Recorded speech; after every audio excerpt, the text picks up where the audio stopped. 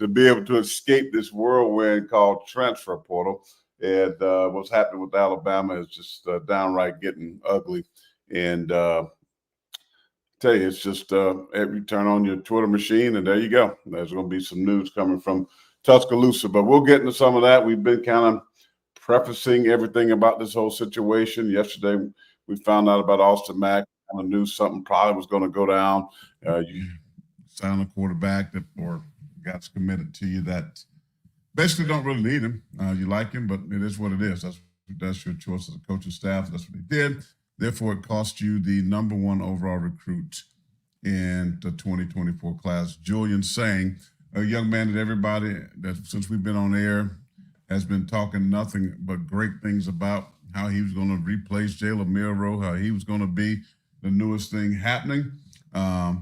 And then all of a sudden, the responses are totally different. Well, we got this guy that you never do anything about, except that Coach DeBoer signed him. So we'll get into some of that. We'll take a lot of calls today. We'll definitely take a lot of responses. You know how we like to roll. We've been doing this for months and months and months because we understand we love engaging with the people, and it's more than a phone call, but we like that. 205-342-9904. Or you can download the free app. It's absolutely free on your smartphone, on your Droid, on your Apple, on your iPad, on your Droid device, whatever. It's free. Just download, go to your App Store or your Play Store and download that. Hit Tide 100.9, and you can leave messages there. You can leave voice messages there. We got the best reader on our show, Noah Haynes, who loves to engage and read your thoughts and your comments. And we'd love to hear from you if you want to do it that way. So we got that going for you. We're sponsored by our good friends at the Good Feet Store, America's Art Support Expert. Go by Midtown Village. Check them out over there, Douglas and his gang. Always doing a great job over there. Love to see you. Go see him. Let him get your dogs right. Let him get those feet right, those knees right, those hips, the back pain, all of that good stuff. They'll take care of you. Try before you buy. And they will make sure you have a wonderful, wonderful experience at the Good Feet Store. So, where do we go? Of course, we got to go. We're going to talk some basketball to me, but we got to go with the Christian with the biggest news is Julian Sayin, a guy that's been very out front, a guy that's been on his social talking about how important and how excited he was to come and play for the Tide. And a guy, 5-star guy, looks great, won awards after awards. Everybody talks about Bryce Young when you talk about the comparison to Julian Sayin, not a big guy in stature, but a guy that's kind of like the Patrick Mahomes, the magician, moves around, very, very smart, throws the ball very nicely, can move if he needs to.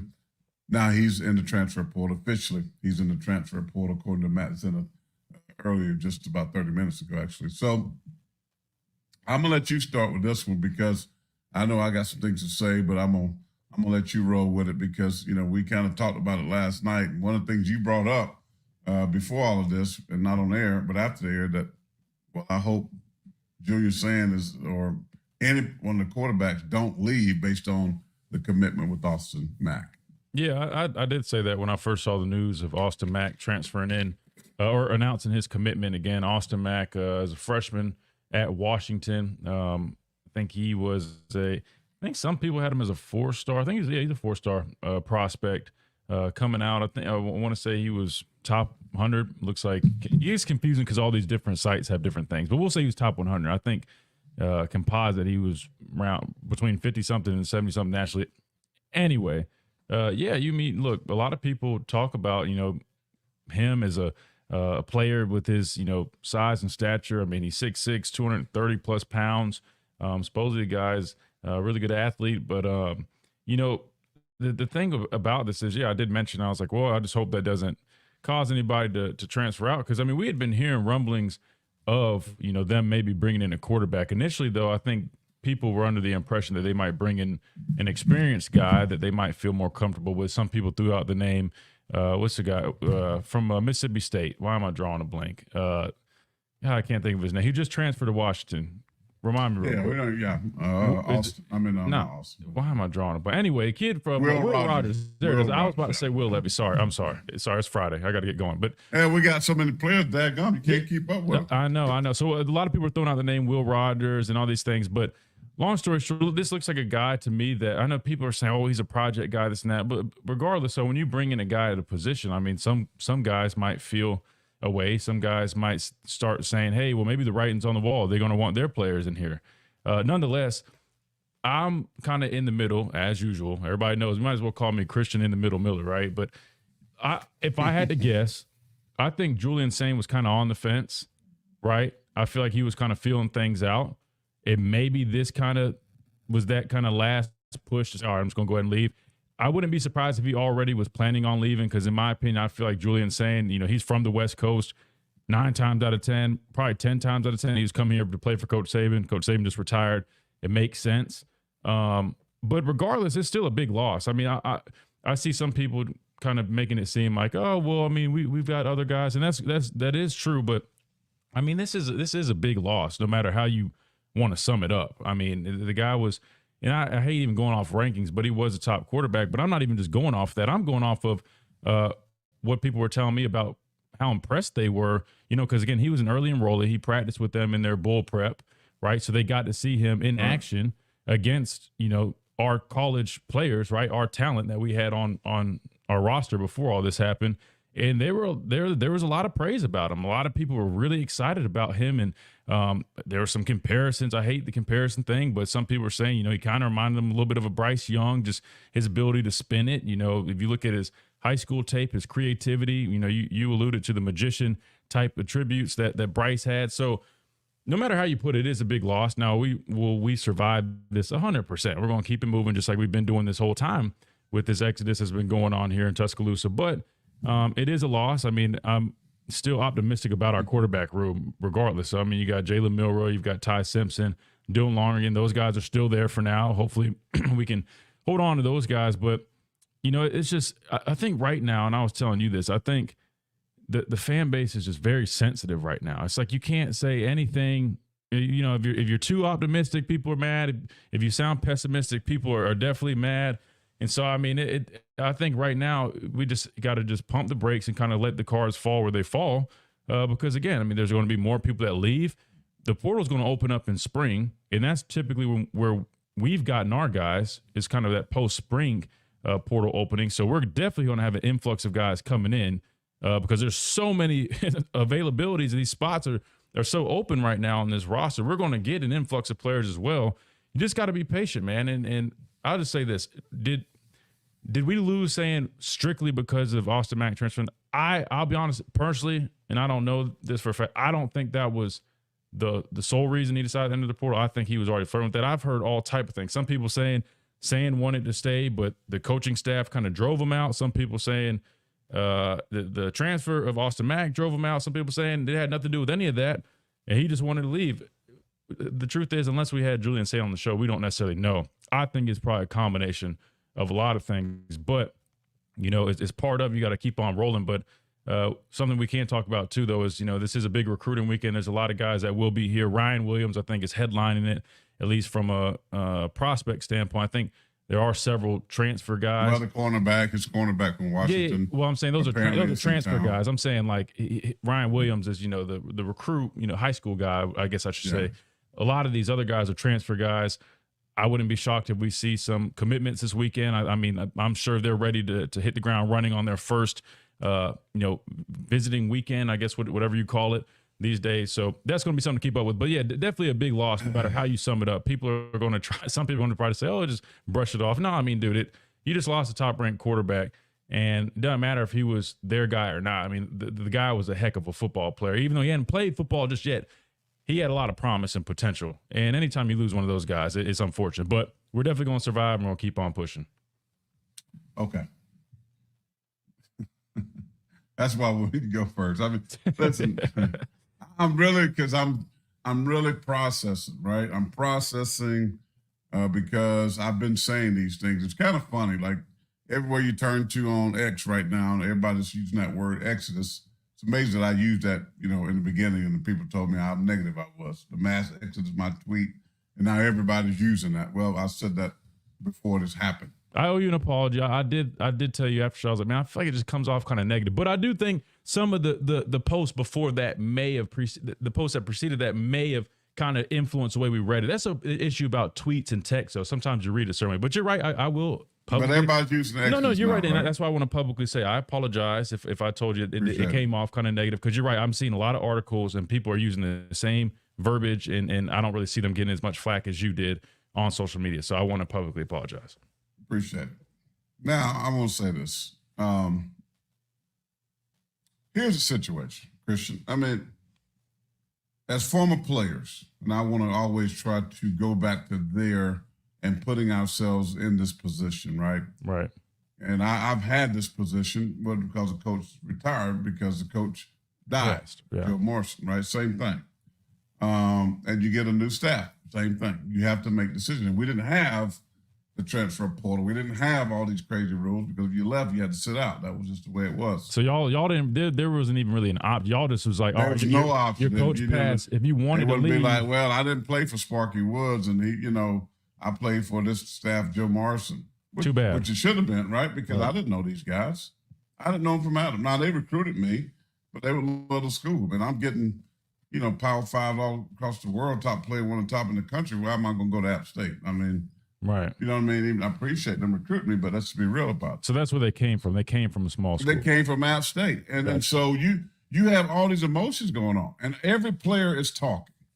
Every player is sitting there going, what we're going to do, right? Because you've implemented, I'm in my second year when this happened, 1988. I got there in 1987. So you're sitting there and you're going like, what should we do? What am I going to do? I don't know these guys. You always talked about this, which is so right. Do I fit into what defensive scheme that Rick Witt at the time is going to run? I'm an outside linebacker. I'm doing this. I'm doing that. Do I want to play in this system? And then you got people all around that's getting at you some kind of way. Now, we didn't have cellies back then. The only thing we had to beep it when I first got to school. So you couldn't even beat me. But they wrote you a letter to come to the office, right? Like get a telegram, right? So the thing is, like, people had a way to get to you that, hey, come here, come there, blah blah blah. Even coaches. Imagine what's happening now. All right, we got to hit a break, but when we come back, I'm gonna just tell you what I feel, and I'm gonna prepare you right now. You probably gonna like it if you're Mr. Optimistic, Reverend B. Shout out to you, love you because you love the Lord. But I got to call you out because I think sometimes you can be too optimistic. I think sometimes you have to look at things and be real. But I'm going to tell you what I think happened in this. It's just my opinion. Don't mean it's right, but it's just my opinion with Julian Sayin. I think it's one of the second worst things that Coach DeBoer has done. He's been here. I'll tell you what I mean. We're going to hit a break, come back, and we'll tell you this from the Miller's Edge on Tide 100.9. We'll be back in just a moment. Stay tuned.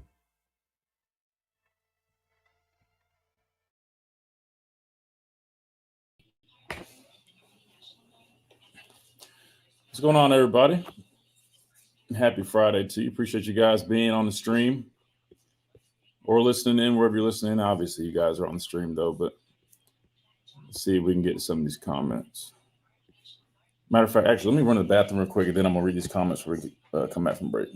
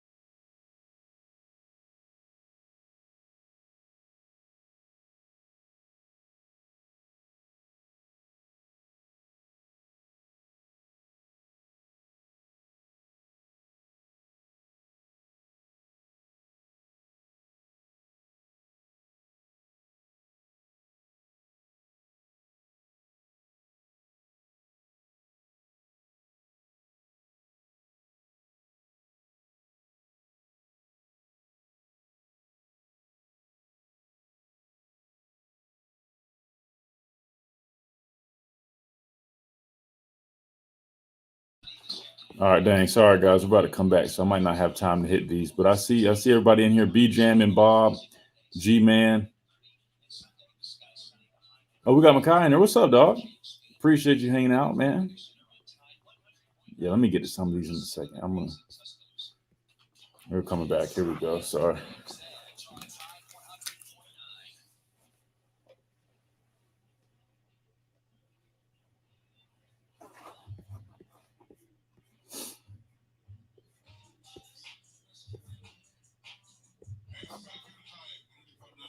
AM WTBC, Corey Miller, Christian Miller, Noah Haynes behind the glass producing. Hope you're doing well on this Friday. Let me get right into it about Julian Sayin and my thoughts real quick, and then we'll definitely hear from you as well, 205-342-9904. And don't forget to download that app, Tide 100.9. Leave your questions, thoughts, comments right there. So here's my thing. All right, you come and get this job in Kalen DeBoer, right? And you're following the GOAT. We know all this stuff. No need to rehash all of that. We know the difficulty. We know the recruiting problems. We know all this stuff is going to happen. You look in rooms. You know, the first, I said that two bad mistakes. First bad mistake was T-Rob. First bad mistake was not retaining. I know you tried. I know people are going to say, well, it's too late. That should have been a preference. It should have been just like, it has to be done. It had to be like, in my conversation with, you know, the AD, to Byrne, to Nick Saban, to who we have to keep. That should have been done right away. And we give him what he needs. Therefore, Georgia's don't even have a chance. And I know we know that there was conversation, things. We knew that. But that should have been handled. That's first bad mistake by Kalen DeBoer. Number two is Julian Sayin. You don't need a quarterback, right? You got Jalen Hurts, who is, if you believe Vegas, bet odds, the number one guy to win the Heisman Trophy next season, right? We know new offense. We know what Kalen DeBoer, we saw Michael Penix Jr., we've seen the offense. We get it, all that. Many people think that he's not smart enough, don't have the acumen to play this style of an offense. But nonetheless, this dude can ball. This dude, given the right offense, the right offensive mind, he is a Heisman Trophy type dude. We know that. The evidence is there. We got to guess. We got to think. It's right there. One of the best deep ball throwers in the country. He worked on his game. There's so much more still to be desired for Jalen Milroe. You got Ty Simpson.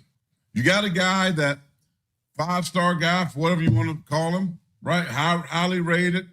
Sitting there in the wings, decided to stay with Nick Saban before he said, I quit, I give up, I'm done, I retire. He ain't going nowhere. He wants to compete. He wants to, hey, many of you thought that he should be the starter and still do. He's right there, only a sophomore. You have Dylan Lonergan, a guy that we've told you out of our own mouths that we feel good about, that can play. Yeah, he's a baseball player and all that good stuff, but dude can play some football. He's just looking for opportunity, right? You got all these guys. That's three that's been on your roster. Then Eli Holson, you know, he transfers expected. He has no chance. And here he is. Here comes the incoming highly five-star number one recruit out of everybody. Goes in early, goes to California, practice with the team, balling. People love him. This dude can play at this next upper esh level. Okay, that's four. Scholarship, all highly rated, highly ranked. You come in and you bring in a guy that ain't even played yet, Austin Mack. Now, everybody goes on the comments. You see him. Oh, people, you got Brock Hewitt who played at Washington, ESPN. You know, oh, you're going to beat the, I mean, man, when he gets off the bus, he looks like Tarzan. He's 6'6". He's 240. Looks great. He is the poster child of quarterback. He is a rocket passer. He is this and he's that. Reclassified, and he was maybe the highest recruit that Kalen DeBoer has ever had. I get all of that. But you don't have a need for that. Because if I'm a coach, I'm looking at all my secondary guys are gone.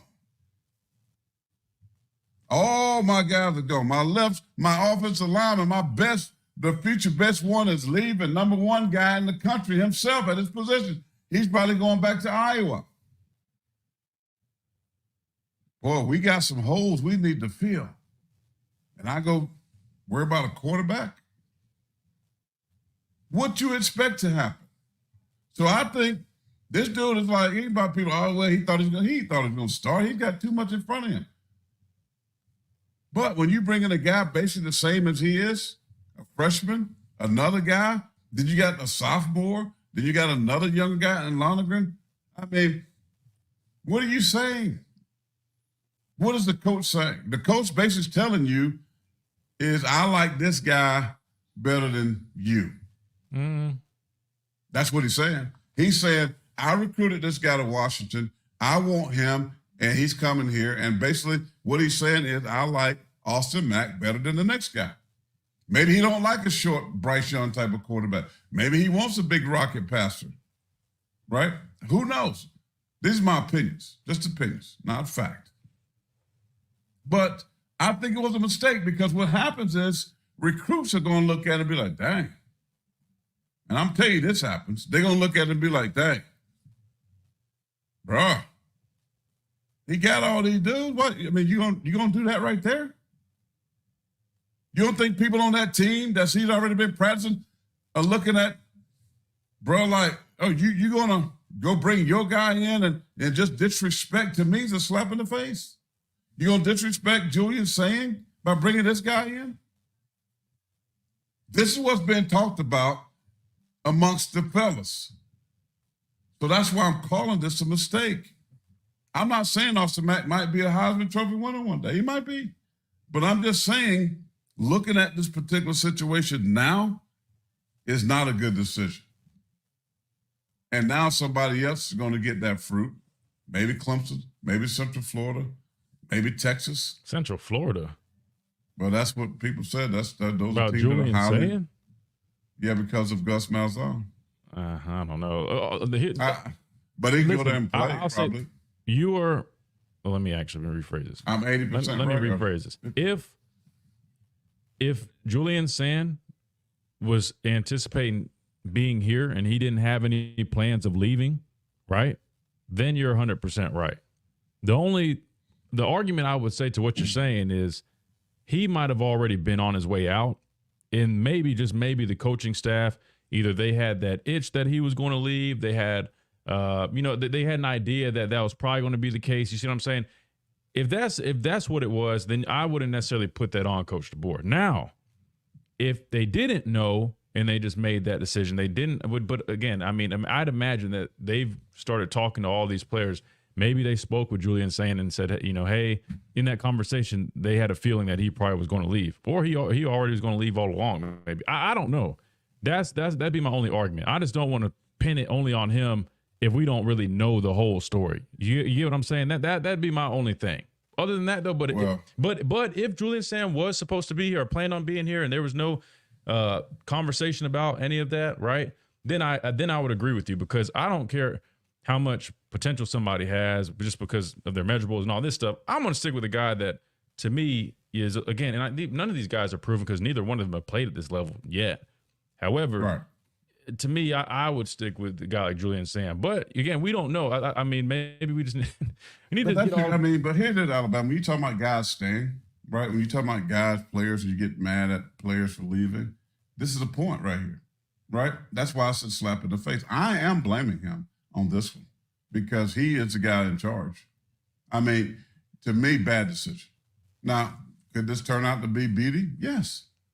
But right now, as it stands today here in January, this is a bad decision on Kalen DeBoer's part. Would you feel that way? But would you still feel that same way if Julian Sayin already anticipated leaving?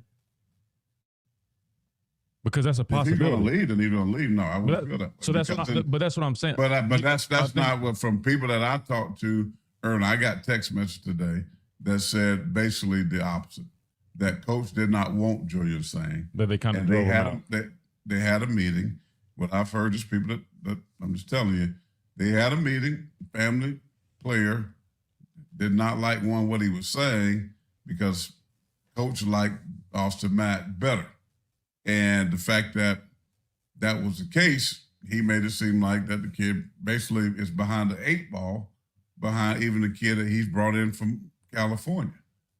So now that's probably hearsay. That's what people that I know stuff told me when I said that this is more he was pushed out. Julian Sayin did not want to leave Tuscaloosa, Alabama. He was excited about being here. And I think even Julian without Sayin Coach Saban? Yes, I think he thought that he had a real opportunity to do something special here. So that's why it up and happened this way. We had no thought about Julian Sayin leaving the program until we heard Austin Mack was committed to Alabama. Then we didn't have a thought, though. We didn't. That's what I'm saying. Most people didn't. You know, but now everybody's saying, well, you know, everybody got their opinions. That's a great thing about social media. But they're so wrong, a lot of them. They're so wrong. Fair. But the thing is, the bottom line is this. I hate what was happening in Alabama. I hate it because I think it's just the fact that you give everybody in America 30 days to just do what they do, and these players, it's atrocious. I mean, this is just horrible. And yeah, it may happen to Michigan if Jim Harbaugh goes to the LA Chargers. But this was happening right now, and I X'd this earlier. Alabama, 60-70% of this roster that we've known before DeBoer got here is going to be gone. And you can tell me, well, the portal's going to open back up. It's kind of like, you ever been to like Black Friday or, you know, a big sale? Always. Love Black Friday. Right. But you're not the one that's out there at 3:30 a.m. in the line in the cold waiting to open the door to open at Best Buy, right? When I was younger. But the feeling is this, what I'm telling you, it's like when you go into a place that got, or even a garage or you know, yard sale, one of these big time sales, right? And you miss all the good stuff. There's still stuff in the house. There's still stuff in Best Buy, but it's been picked over. It's been picked over. It's been people that looked at, I don't want that, and they're gonna offer you a discount, half off on Sunday when you go to those sales, right? This is the same thing. Alabama and after spring practice, it's like the sales. Everything's been picked over. You're gonna be forced to kind of get stuff that you really wouldn't normally get. You mean post-spring? That's what's gonna happen in the spring. Yeah. No, it opens up. More players go. I know, but a lot of this stuff, but the bigger transactions are already gonna be happening. Is what I'm saying. What do you mean by that? Because the bigger guys gonna be already with somebody. I think all the guys. Look at the spring is never like it is. I feel like the big guys like we've never seen nothing like this. After spring. It's not. I promise. Go look. There'll be maybe some not guys. as many, but what? They don't act like, and we can't act like Alabama's going to go just have their choice. So even if it's open, well, you know what it's open for? It's open for everybody else. Well, obviously it's not going to be perfect. Obviously you want to retain as many people as possible. I'm just saying, right now they don't really. The only choices they have are guys that were already in the portal, right? Because it's closed. That's what I was going to say. My only other argument when you were talking about earlier, like, well, why'd they go get a quarterback? Well, there's not many people to really choose from right now. So you don't have to choose from somebody if you don't need them. I get that, but I was just saying, you're a Nike guy, you're a dunk guy. I mean, your shoe game is flawless, right? Hey, Nike. I mean, do you really need another pair of dunks? No, I stopped buying them, honestly. Yeah, I stopped buying them. That's what I'm saying. But my point. That's what I mean, you go up in your room, I mean, you got stacks of rolls of dunks. You ain't even, tags on them. You ain't even wore the shoe. Right. My point. No, I get that point. I get that point. I'm just saying, just make sure we consider the fact, though, that there's only so many guys in the portal. You can't just, you know what I mean? Like, until the portal opens back up. That's all I'm saying. Right. But you're right, though. I would have loved to see them at least get. If they're going to take somebody from Washington, I would have loved that cornerback because I'm pretty sure that's my point. We have you maybe got 5 guys. I would have been doing right like now, this. Anybody else guys coming in today? I would have been riding with you, Coach DeBoer. Anybody else besides a quarterback, I'd have been riding with you. Listen, here's my thing before we go to break. Christian, what was the final score of the championship game? Dude, I don't even remember. Hate I to think say they it. scored. I think that offense, that high flying offense, and they scored 13 points. I don't Wasn't remember. I had to 34 look it up. 13. Who knows? So all I know is they gave up like My 300, point is 300 yards. they rushing. can't play no defense against a team that plays smash mouth football. And this is the since y'all want to do evidence. The evidence when it mattered, championship game when it mattered. UW, Washington, that offensive line, the Joe Moore Award guys, when they played a real defense, they had some dudes on it. Go look at the evidence. Don't tell me what they did to some sorry offensive line or defensive line in the Pac-12 that don't really play defense. But look what the Pac-12 Washington team did against Michigan. And it did Alabama too. A point is, you better go find somewhere to play defense. If you think you're going to win games 55-48, that ain't going to work in the SEC. When we come back, we got a lot of app messages. People want to talk about it. We got messages on our YouTube Extra as well. Please get on either app. We love you. We love to hear from you. We're coming back. This is the Mills Edge. We just keep it real right here. Y'all gonna sit here and play lovey-dovey, kumbaya with Coach DeBoer and everything he does is right, and this is the greatest staff and all this. We just gonna just tell you how we feel. Not personal. Not personal. But that's what y'all want us to do is talk football, talk ball, and that's what we're gonna do the best that we can do. This is the Mills Edge on Tide 100.9, 1230 a.m. WTBC. Back in a moment, Christian Corey, Noah Haynes.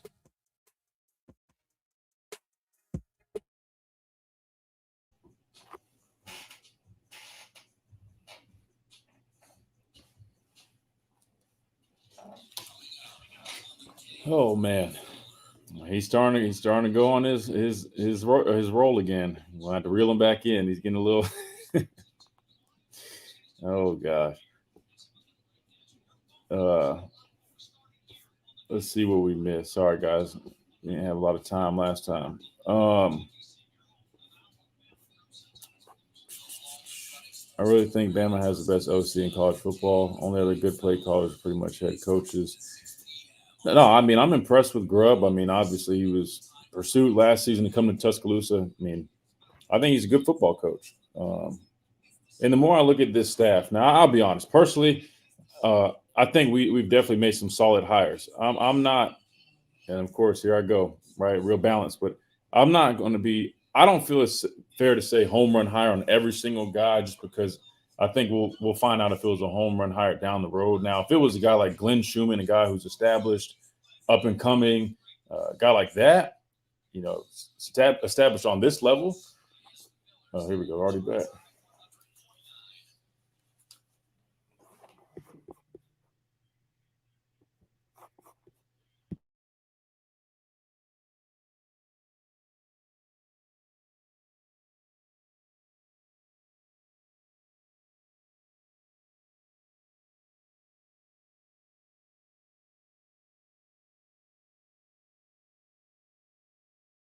Tide 100.9, 1230 a.m. WTBC.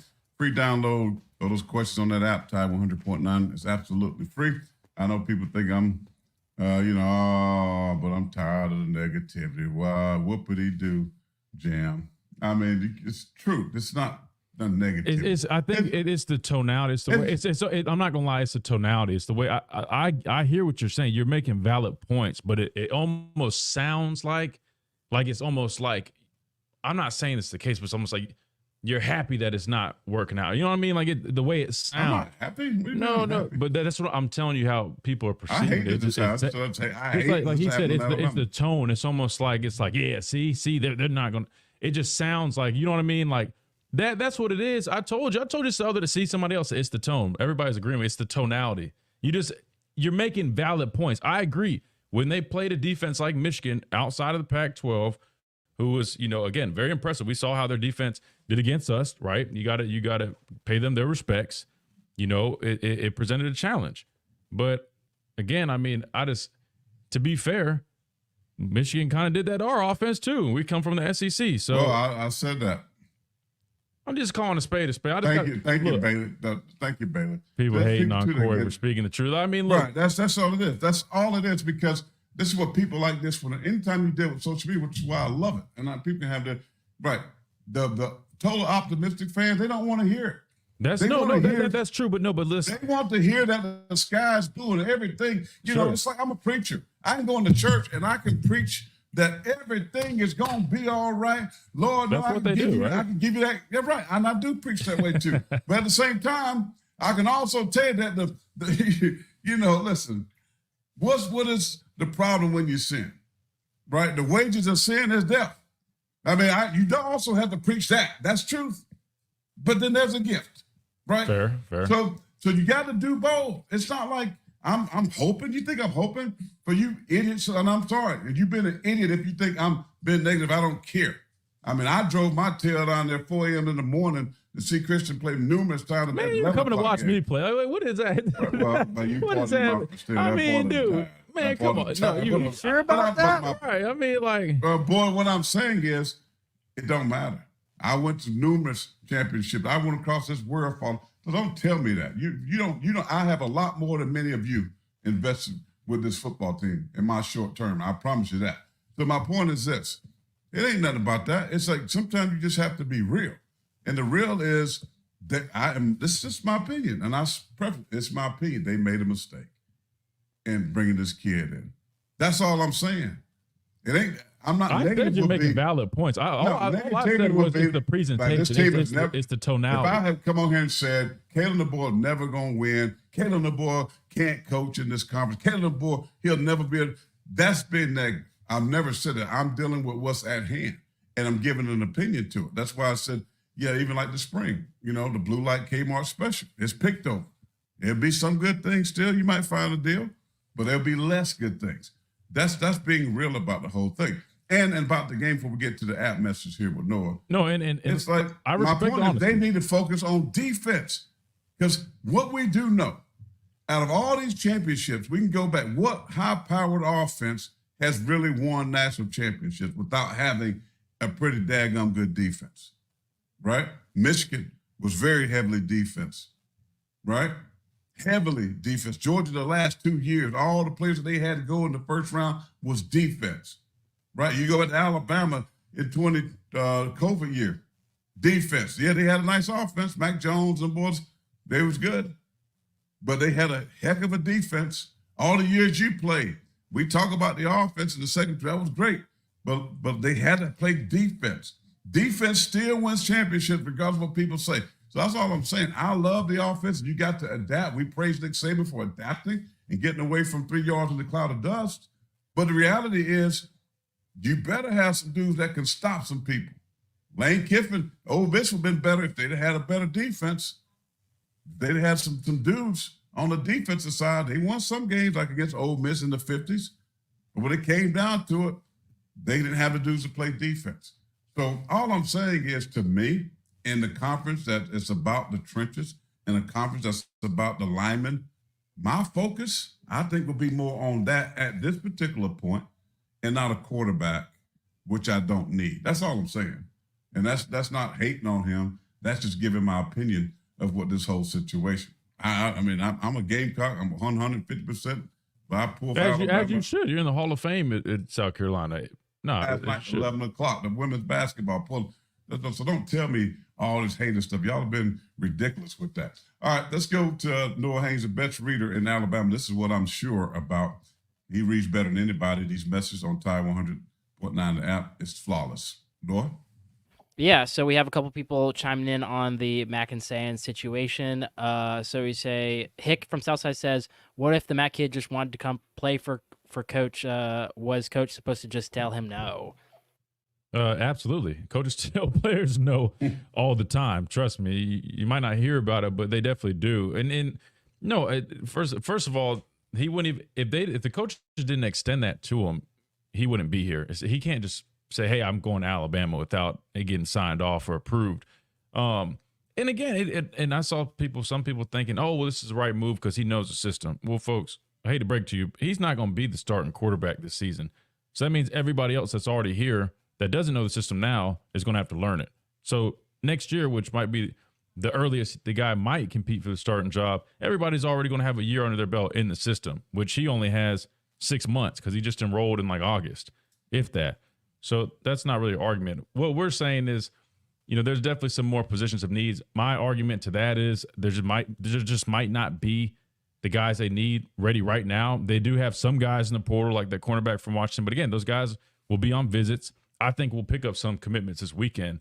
I'm not like opposed completely against them bringing a guy. And my thing was, if it did trigger a guy like Julian Sayin leaving, I agree that is the wrong move. However, we don't know the conversations that were made. Some reports are saying that they discussed things with Julian Sayin and felt that he wasn't necessarily their type of guy or the guy, and they kind of pushed him out. Other reports are saying that he already planned on leaving. We don't know, but that's why I'm saying right now with hearsay, I'm not going to finger point without having any true facts. That's just me personally. We have another one, Noah? We just have Greg seems to agree with Corey. He says, I've been saying the same thing since this hire, talking about just kind of everything going on. Yeah, I mean, honestly, right now in the fan base, you've got people that are 100% optimistic about every single thing, and they inflate it to what they want it to be. And then you've got people that are very negative and like, oh, this isn't good enough. This isn't. Yeah, Greg says this was a self-inflicted mistake of huge proportions. Yeah, I mean, look, so right now, that's why I said the fan base right now is very sensitive. It's almost split. But then that's why I try to be the voice of reason. And I know it might get old. I know people can call me a politician, but that's not just doing it to appease people. That's truly how I am about anything. I've been like that just because I feel like half the time we overreact about things. And guess what? None of it ends up even happening anyway of the way we imagined it. Not even close. Sometimes it may, but most of the time it doesn't. Sometimes it works out better than what we imagined. Sometimes it works out worse. And sometimes, I mean, it's not even like. That's why I've always had the approach. And I remember talking to Scotty Hollins, who works here with like FCA, and he's like a chaplain for athletics, right? Don't get too high, don't get too low. That's why I said, to me, these hires, I think they're solid hires, right?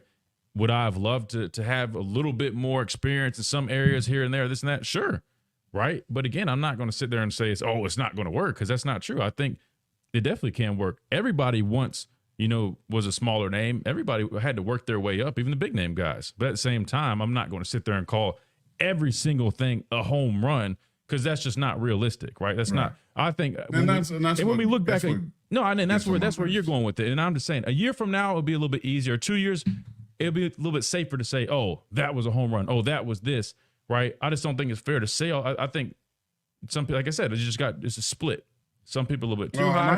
I get upset, to be honest. Truth be told to all of you, I get upset because I go listen to a lot of different shows, and I want to hear perspectives. I want to hear what people are saying, not just here in Tuscaloosa or wherever. I go around and just kind of get a pulse of the fan base and different things like that. Not that I take and receive what they're allowed. And I'm not disrespecting the fan, but fans are fans, right? But then I go listen to people in the business that actually get paid to do this.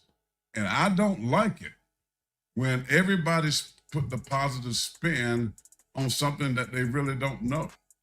I think that's fair. I just think that bothers me. And I'm just telling you, it angers me. And I've always had a problem with media, that even here in South Carolina, because that's why I got out of the media here, because I was not going to be the dude that's going to be the positive Joe Blow all the time. If I couldn't be myself, and you can't hire me to use all the freaking years that I played this game in the trenches, that I coached this game, I studied this game, all the years that I've invested of my life, and then you want to tell me what I can and can't say, I want no part of it.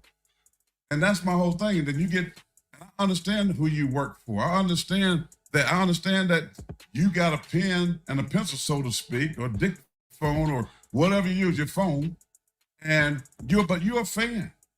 You're a fan. Do you really give them the due diligence, the service of being real sometimes? You don't like the bias in the media. All right. That's fair. Right. I don't like that. That's why, people that will say stuff that you don't like, well, it hurts. The truth hurts. Right.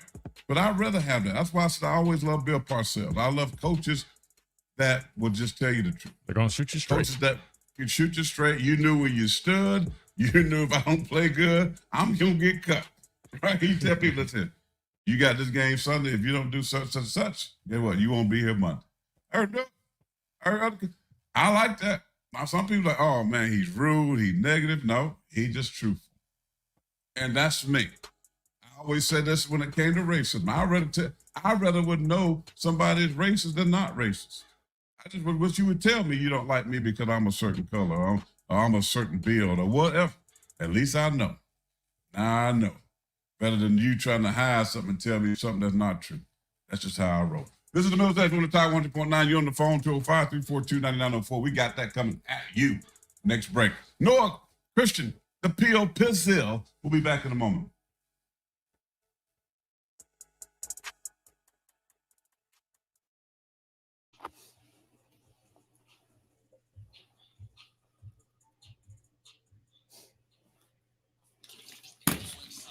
Sorry, I had to make sure my mic was off on air. I think yesterday I jumped the gun a little bit.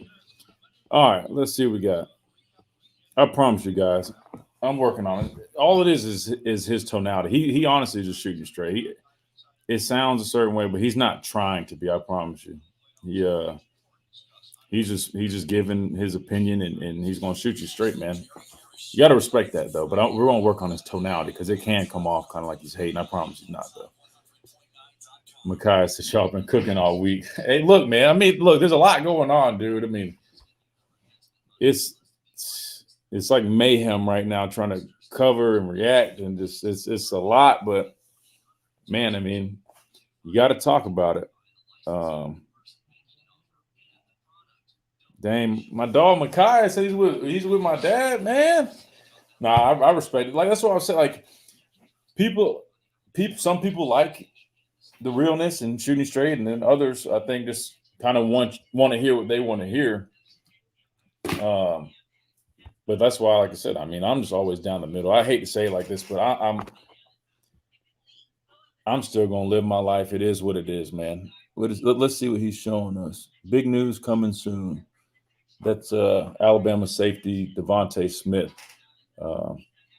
Corey's just passionate about all this. Stop trying to fix his tone. Yeah, no, 100%. That's what it is, passion. I'm not trying to fix his tone. I'm just trying to clear it up because you got some people that hear it and they think he's like, I'm like, come on, man, this dude, he's on our side. He's just keeping it real. That's all. Yeah, I think that was an old tweet, but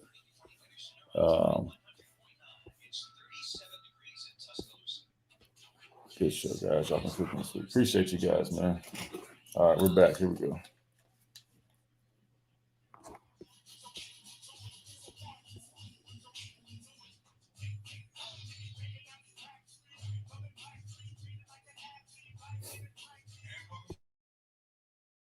.9.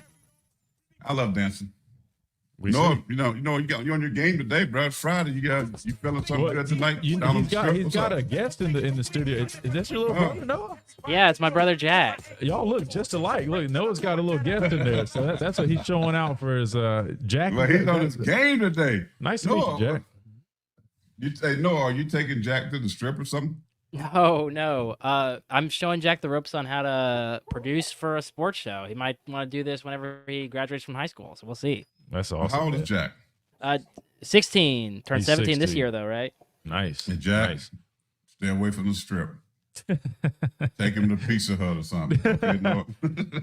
Oh, my goodness. I'm just kidding. All right, 205-342-9904. Noah Haynes, who we got on the phone? We got Coach West up first. I like Coach West. He was That's good right. the other day. Yeah. Coach West, welcome in, sir. Hey, what's going on, fellas? What's going What's on, up, Coach brother? West? Well, I'm like 100% with Corey, and I've always been that way because that's how I feel. But the thing I keep trying to say to people is, DeBoer and them may be good, but it's like you can't sell me on Indiana and Washington. We were in a down year with Alabama, and we were a subpar team, and we took Michigan much further than they did, and that so-called offense didn't do anything. The quarterback was the same guy that was in Indiana. So if you try to come down here with that pretty offense, there's no way you can survive in the SEC with that. Like, there's no in-the-pocket quarterback that will survive without getting his block knocked off, playing against anything that we have to. And another thing, too, is I don't like how Saban left. Christian, you played with him, and everything Saban has done has been calculated. And to me, it feels like, was it just set up, hey, if this guy makes it, you got the same agent or whatever, hey, maybe we could just slide him right on in. And I don't think it worked. And I don't think it was a good idea. And I'm hoping I'm wrong. But Nick has never just been one just to drop the bomb just like that. He's always been calculated. Everything he's done, and you know that, Christian, because you played for him, and you know exactly how the guy is. And I've watched him for these 17 years, and I've never seen him just abruptly do anything. Yeah. But I'm just sitting saying, like, why would he leave? We had a great defense coming back, great offense coming back. We had everything coming back, And now I'm just sitting there looking like, these new guys will come in. And I'm just like, I don't know. I'm not sold. I'm not even close. I'm gonna give him a chance because that's my team, and I'm gonna ride with him because I've been there through the Shirley years and everything else. But I'm not 100% sold that if you try to come down here with that spread offense like they did with the Houston Cougars years ago, it's gonna be ugly. Yeah, and then I get what you're saying about how process oriented Coach Saban is, how detailed he is. Only thing is, I'm not gonna beat him up on any of that because. Look, here's the thing. You said you don't understand why he retired because of the guys coming back and the roster. But the truth is, Coach Saban's 72 years old. He's been doing it a long time. And the way he works, man, his work ethic is unlike anybody that I've seen. Even at his age, he's up here, for that was like 7:30 staff meeting, whenever it is. He's not leaving until like 9-something at night. He's a grinder, right? My best friend's on the coaching staff. I know everybody in the building. I'm always in the building, right? That dude works his tail off, and it really just became grueling for him. We talked about last season, right? Kevin Steele, they brought in, he was older, he just retired himself. He was, I guess they anticipated him contributing a little bit more than he ended up actually contributing. T-Rob had a lot of responsibility. Coach Saban had to have a lot more hands-on. And with that being said, look, it was the right time for him in his mind now. He did make that split-second decision. He actually said, he went into that team meeting 5 minutes before, not sure which speech he was going to give, whether it was the one to say, hey, this is a new year, these are our goals, this is our vision for this upcoming season, or, hey, guys, I'm going to step down. And ultimately, he went with the latter. So, yeah, and I can't beat him up on that. And the truth is, I don't think there would be a perfect time or situation or circumstance for him to retire. My dad mentioned, him doing the victory lap. I think still the 2025 kids would say, hey, Coach Saban's not going to be there. Still, some of the freshmen probably would still want to leave because there's, hey, we're going to be without Coach Saban the next couple of years. But, in my opinion, the perfect, not even perfect, but maybe the best scenario, which wasn't a possibility or an option, would have probably been have a coach in waiting, a guy that we were grooming to be the next head coach. But we didn't have that, unfortunately. So that would be the only thing I would say to that, Coach West. But I understand how it feels right now with everything going on. But, he's put so much work in, and, in this town, this community, and with us players and building this foundation that, man, I can't even fault him, man. I understand that, things are a little, I wouldn't say muddy right now, but they are kind of muddy right now. But I can't beat him up, Coach West. I just can't, man. I'm not trying to beat him up or anything, but it's just kind of funny how it went about. And it's like, my mom says coincidence is God's way of remaining anonymous. And is this coincidence? Because it's just the way it went about. But it's I don't know. I'm just gonna sit back and just see how it rides. Well, Coach West, I said the same thing too, just to be honest with you, because I said this maybe 2 or 3 shows ago. I didn't want people to think I was beating Coach Saban up, but what I said was it wasn't a good timing,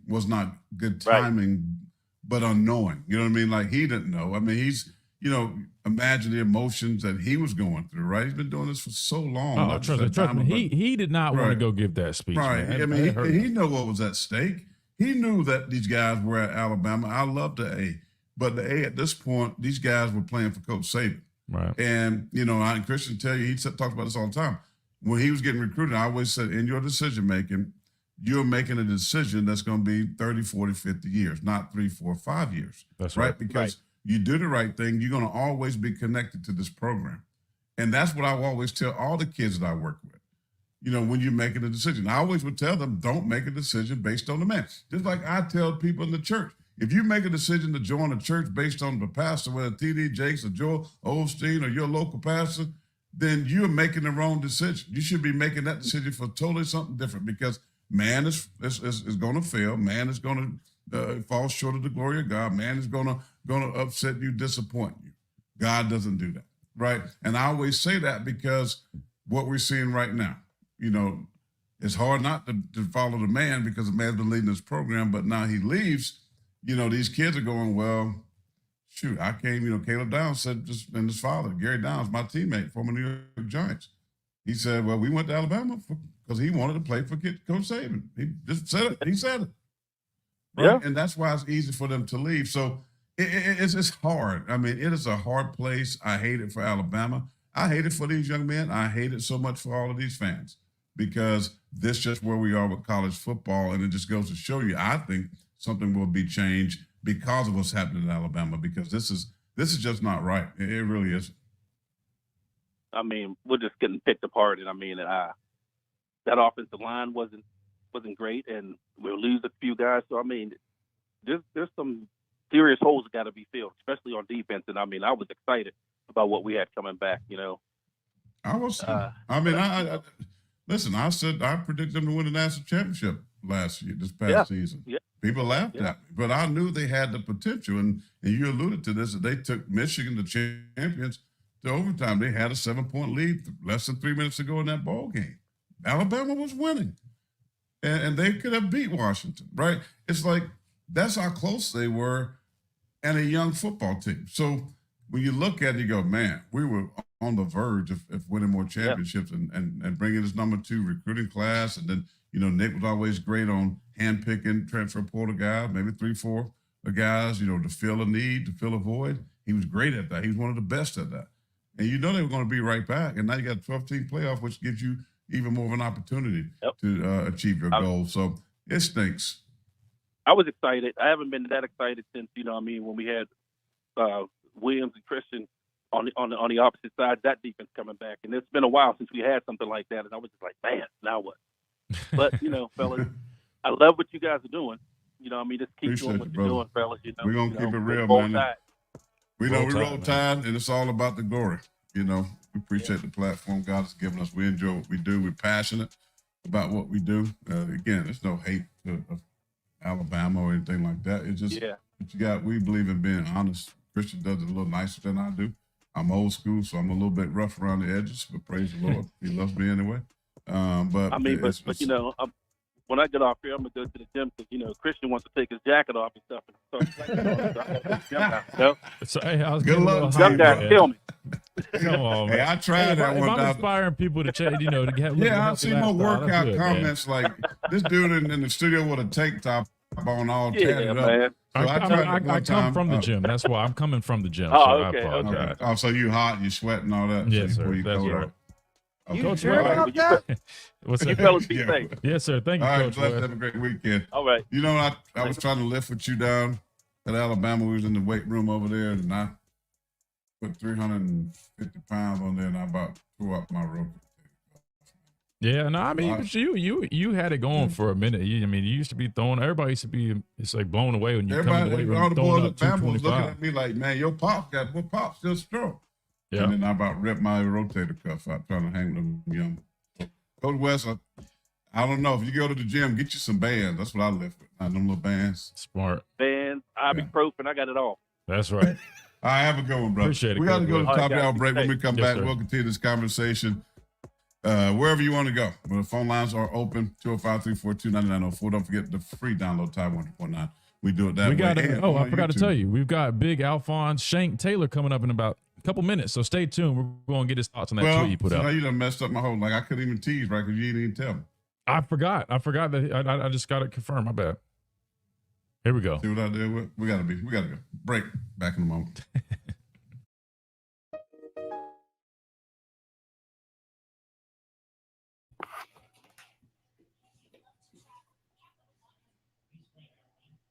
Yeah, I'm about to send you the number.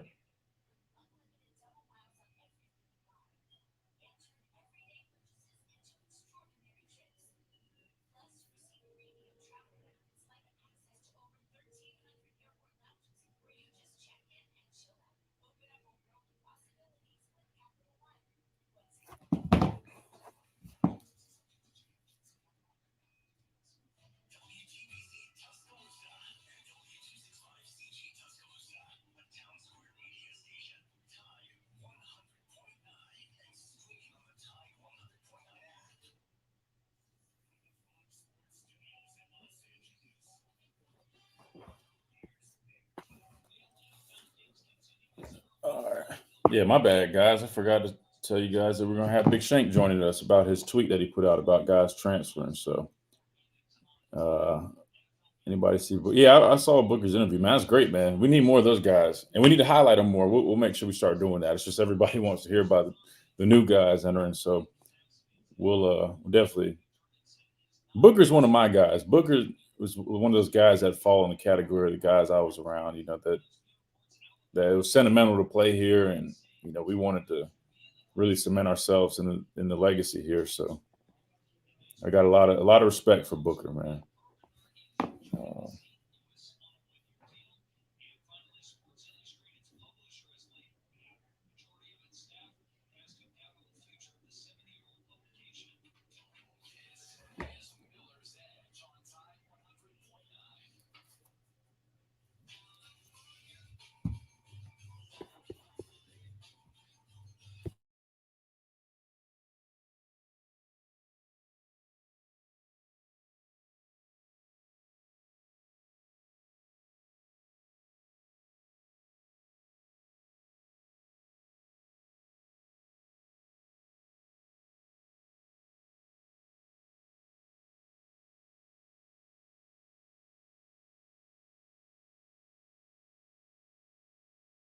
By a former teammate of mine, a guy that, we talk about playing in the trenches.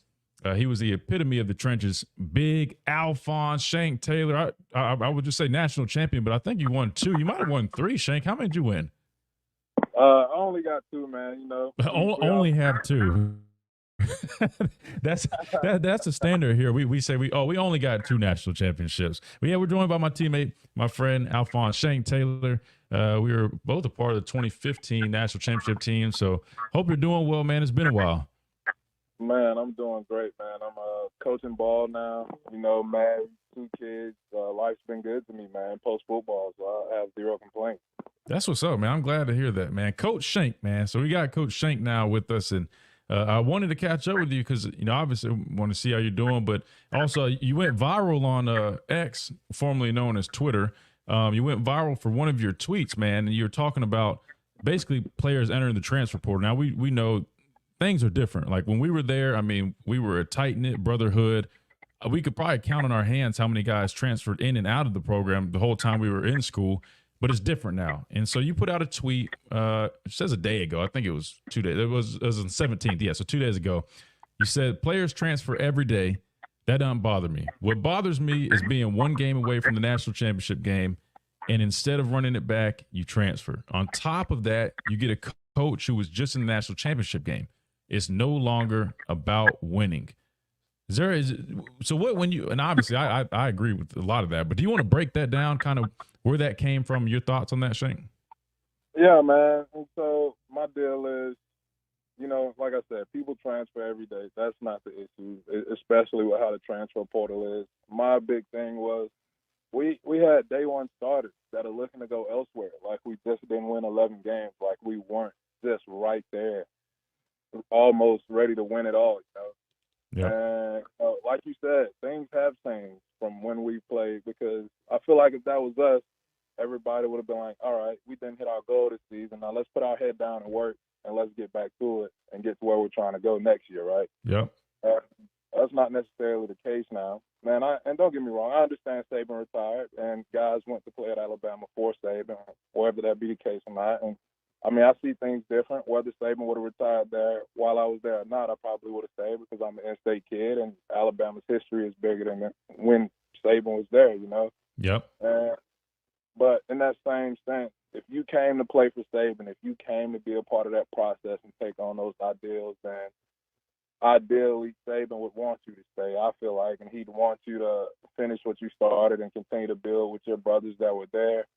And to see guys, like I said, that were day 1 starters looking to go elsewhere, it just kind of took me aback, man, and I just didn't understand it, and I couldn't relate to it. And I mean, I understand that college football is more so a business now than it is guys that want to continue their education and play ball for the love of the sport. I completely understand that.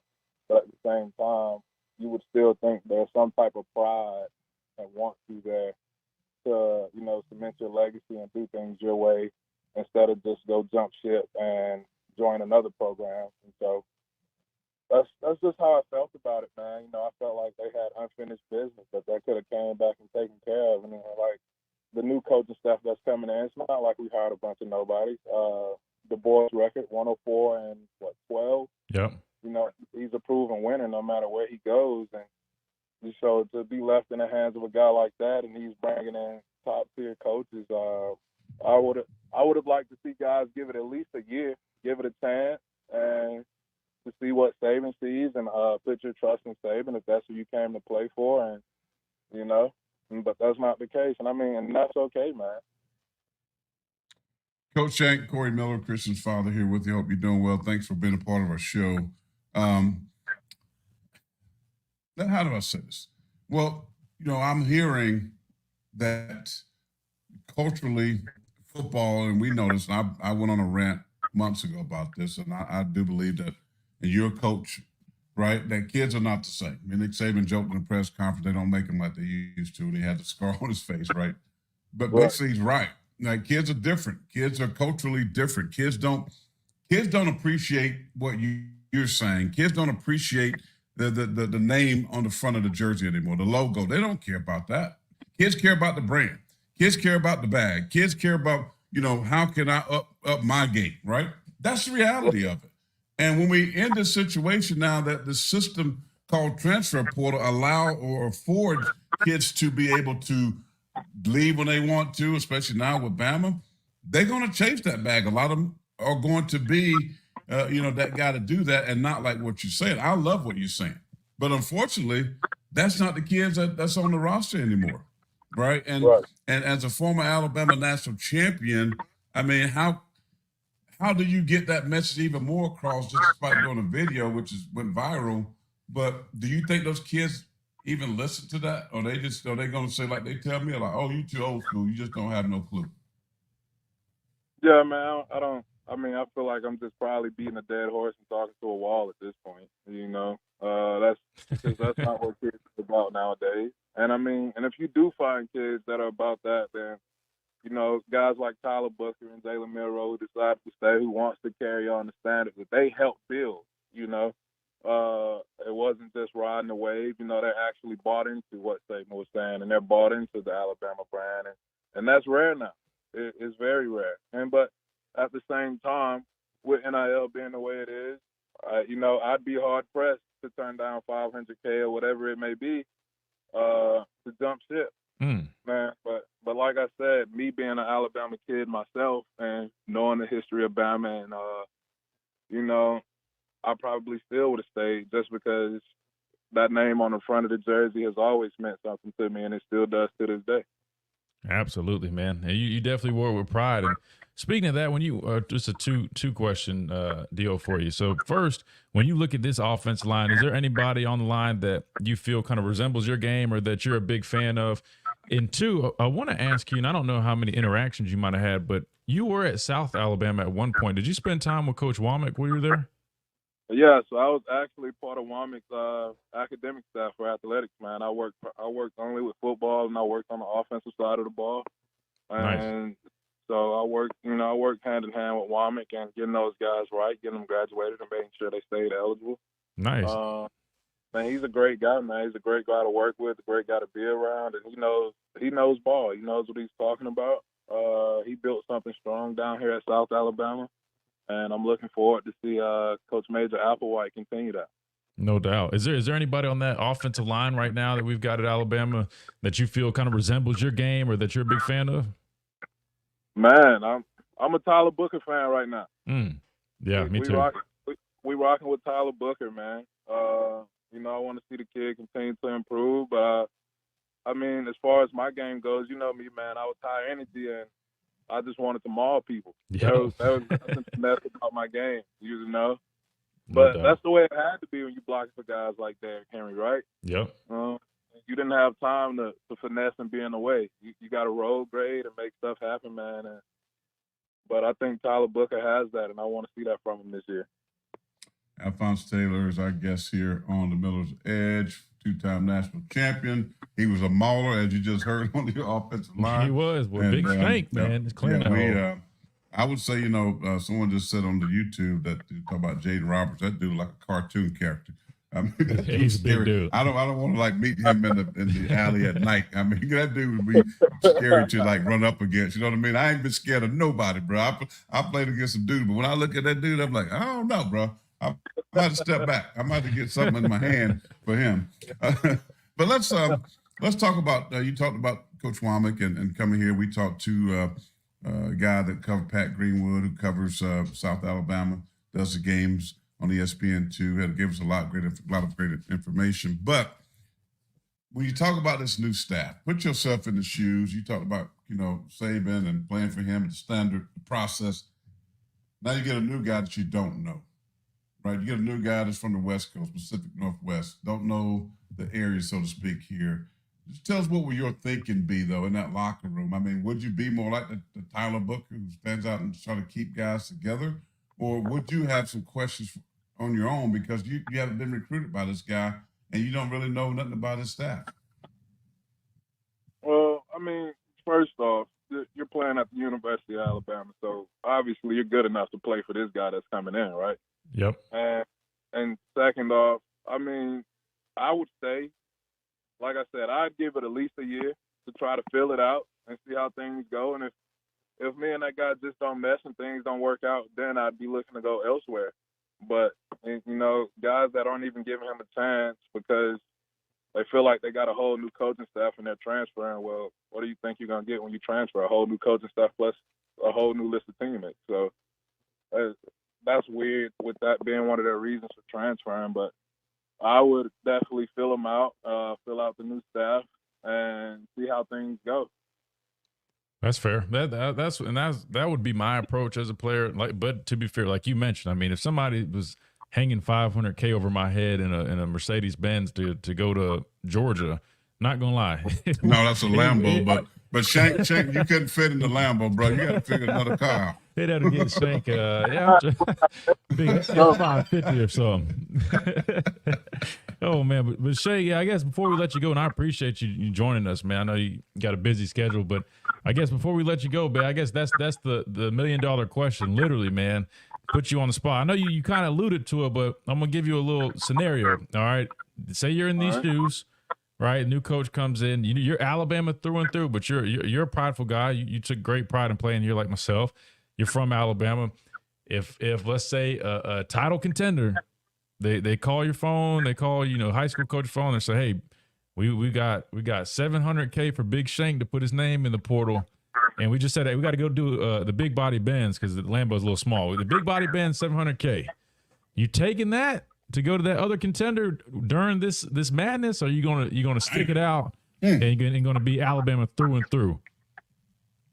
That's tough, man. That's a double-edged sword. Yeah, I know.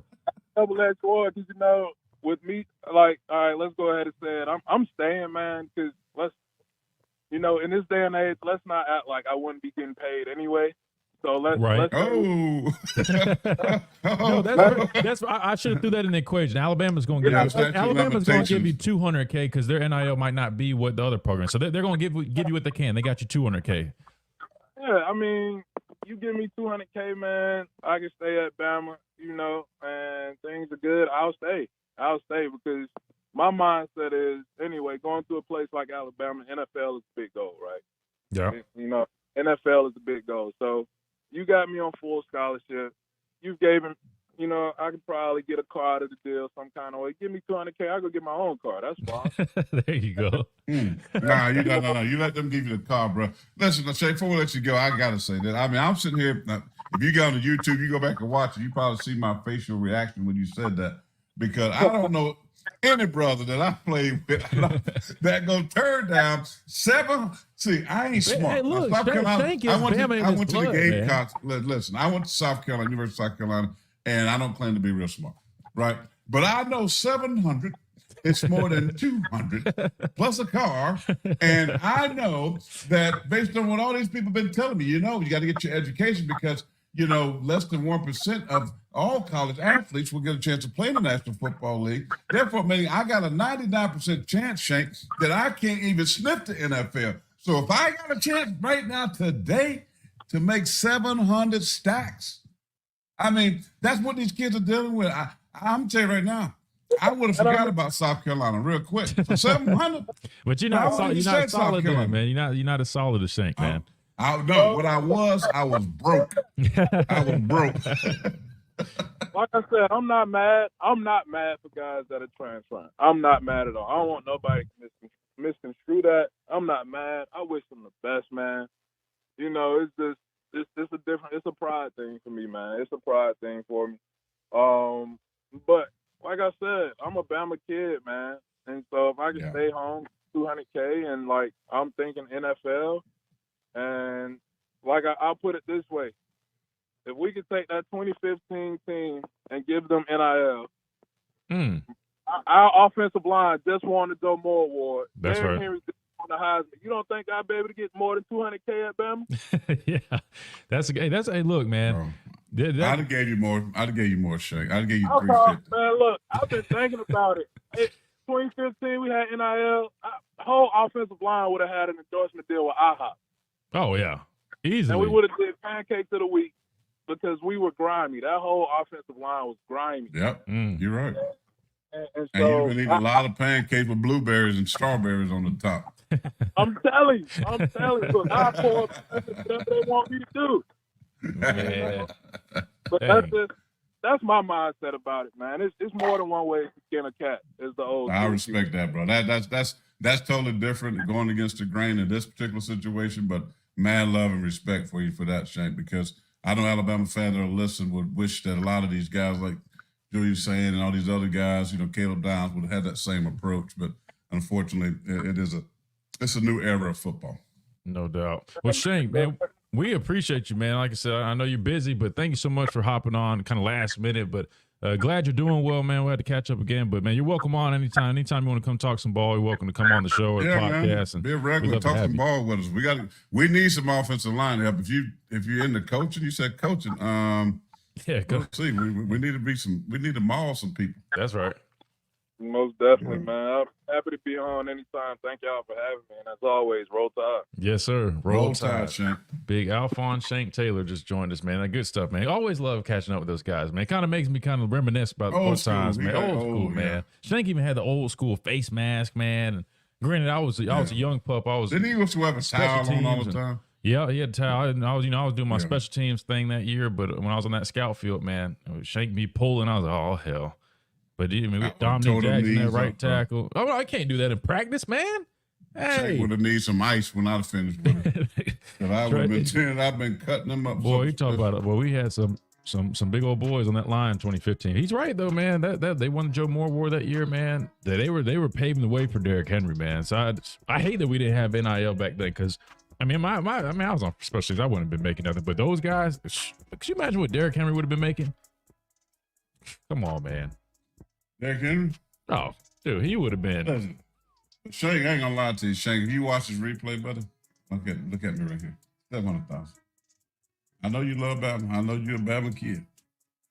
Unless your mama them has some real strong bank accounts, I think your mama would have put you in the headlock. You turned out. Like I said, man, he's solid, man. Bama through and through. I love it. I love that about him. We got to hit a break. Come back. We'll get back in this conversation. We'll talk about some basketball. Alabama, Nate Oates, basketball team. Huge game tomorrow. Tennessee. They're undefeated, man. They're doing their thing, but can they keep it rolling against the Volunteers of good old Rocky Top? We'll get to some of that if you want to. Plus NFL playoffs. Baltimore, Lamar Jackson. Can he get it done against a rookie who everybody's impressed with? We'll talk about that some too as well. Right here on the Mills Edge on Tide 100.9, 1230 AM WTBC. And thanks to Alphonse Shank Taylor for his comments and real good stuff. Back in a moment.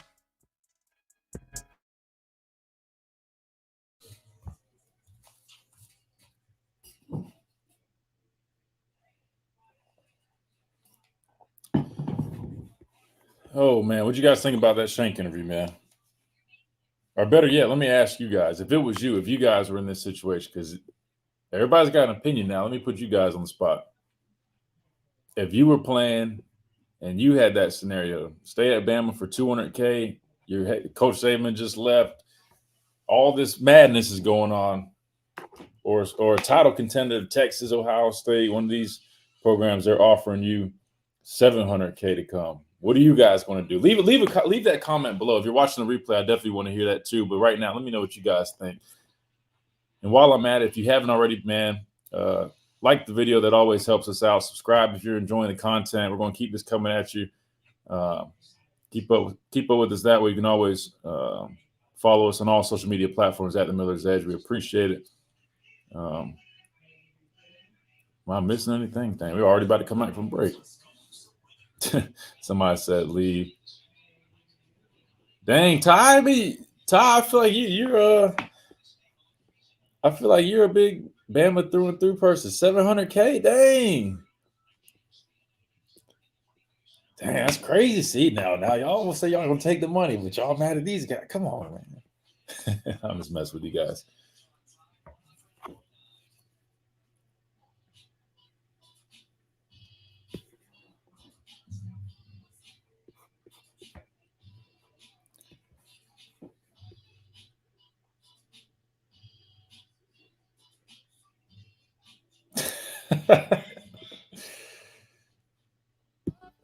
Oh boy, Noah ain't doing his thing in the studio. He feel like he's in the DJ booth. I know he's doing a good job. Hey, real quick before you get to that, I pose a question to the chat, to our YouTube chat. Again, we're live as well on our YouTube channel at The Miller's Edge. So appreciate everybody in the stream here. I pose a question over there real quick. What would they do in that scenario that we just asked Shank? The $200K to stay at Bama, given the scenario, right? That Coach Saban just left, all these pieces are moving right now, or title contender comes knocking, $700K in a car. I'm gonna be honest, man. All these people are saying they want to take the $700K. A lot of these are the same people that have been kind of getting on some of these players now. But there were a couple people that said they got Bama in their blood. They're going to stick to the 200. So I just thought that was interesting. Yeah, but which one of those folk gonna give you some money when the NFL don't work out and you broke? I mean, be calling you. See, here's my point. No. Look, you're not wrong, because as much as we talk about NIL, I mean, everybody knows I played here at Alabama. I don't think we have any former boosters, not former, but we don't think we have any real boosters or people connected to the program necessarily sponsoring our show. I mean, so you're not wrong in that sense. So kind of once you are gone, I mean, it ain't the same. Yeah. That is fair. Other than actually, you know what, Andrew Sports Medicine with Dr. Kane, Andrews, all those, man, they are a proud sponsor of our show. Love those guys. They took great care of me and my body while I was in school, and then they still do great work. I just saw Dr. Kane operate on Mack Wilson. You know, after the season, all these NFL guys got to get cleaned up. So shout out to Andrew Sports Medicine, man. They are a proud sponsor of our show. Solid good people. Yeah, that's right. There we go. That's right. Thank you, Noah. Well deserved round of applause. They be like, you need some of these stats. Can we get some stats? Hey, will come and play? Cha-ching. It's crazy, man. Crazy world. Let's get to the phone lines. No, I forget. You told me no, up. At messages. At messages. Okay. Yeah. Let's do it. Yep, we got a couple app messages. KJ is going back to the conversation about Julian Sayin and Austin Mack. He says it's no guarantee any player will stay. They clearly liked Austin Mack. What if they passed the guy they liked and Ty and Julian Sayin would have left it a week later? DeBoer is between a rock and a hard place.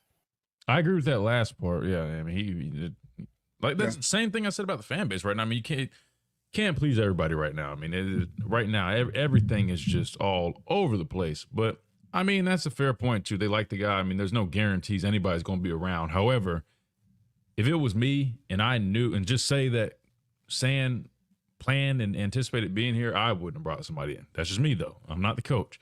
But, like you just said, KJ, no one knows. And for all we know, Sayin might have already anticipated leaving because, again, I'm pretty sure he was probably a guy coming from the West Coast. He might have been an Alabama fan, but let's face it, he was probably coming here to play for Coach Saban. Just like a lot of these guys that come from other places outside of the state, we're doing. They're pretty much trying to come to play for Coach Saban. So that's fair. Is there another one, Noah?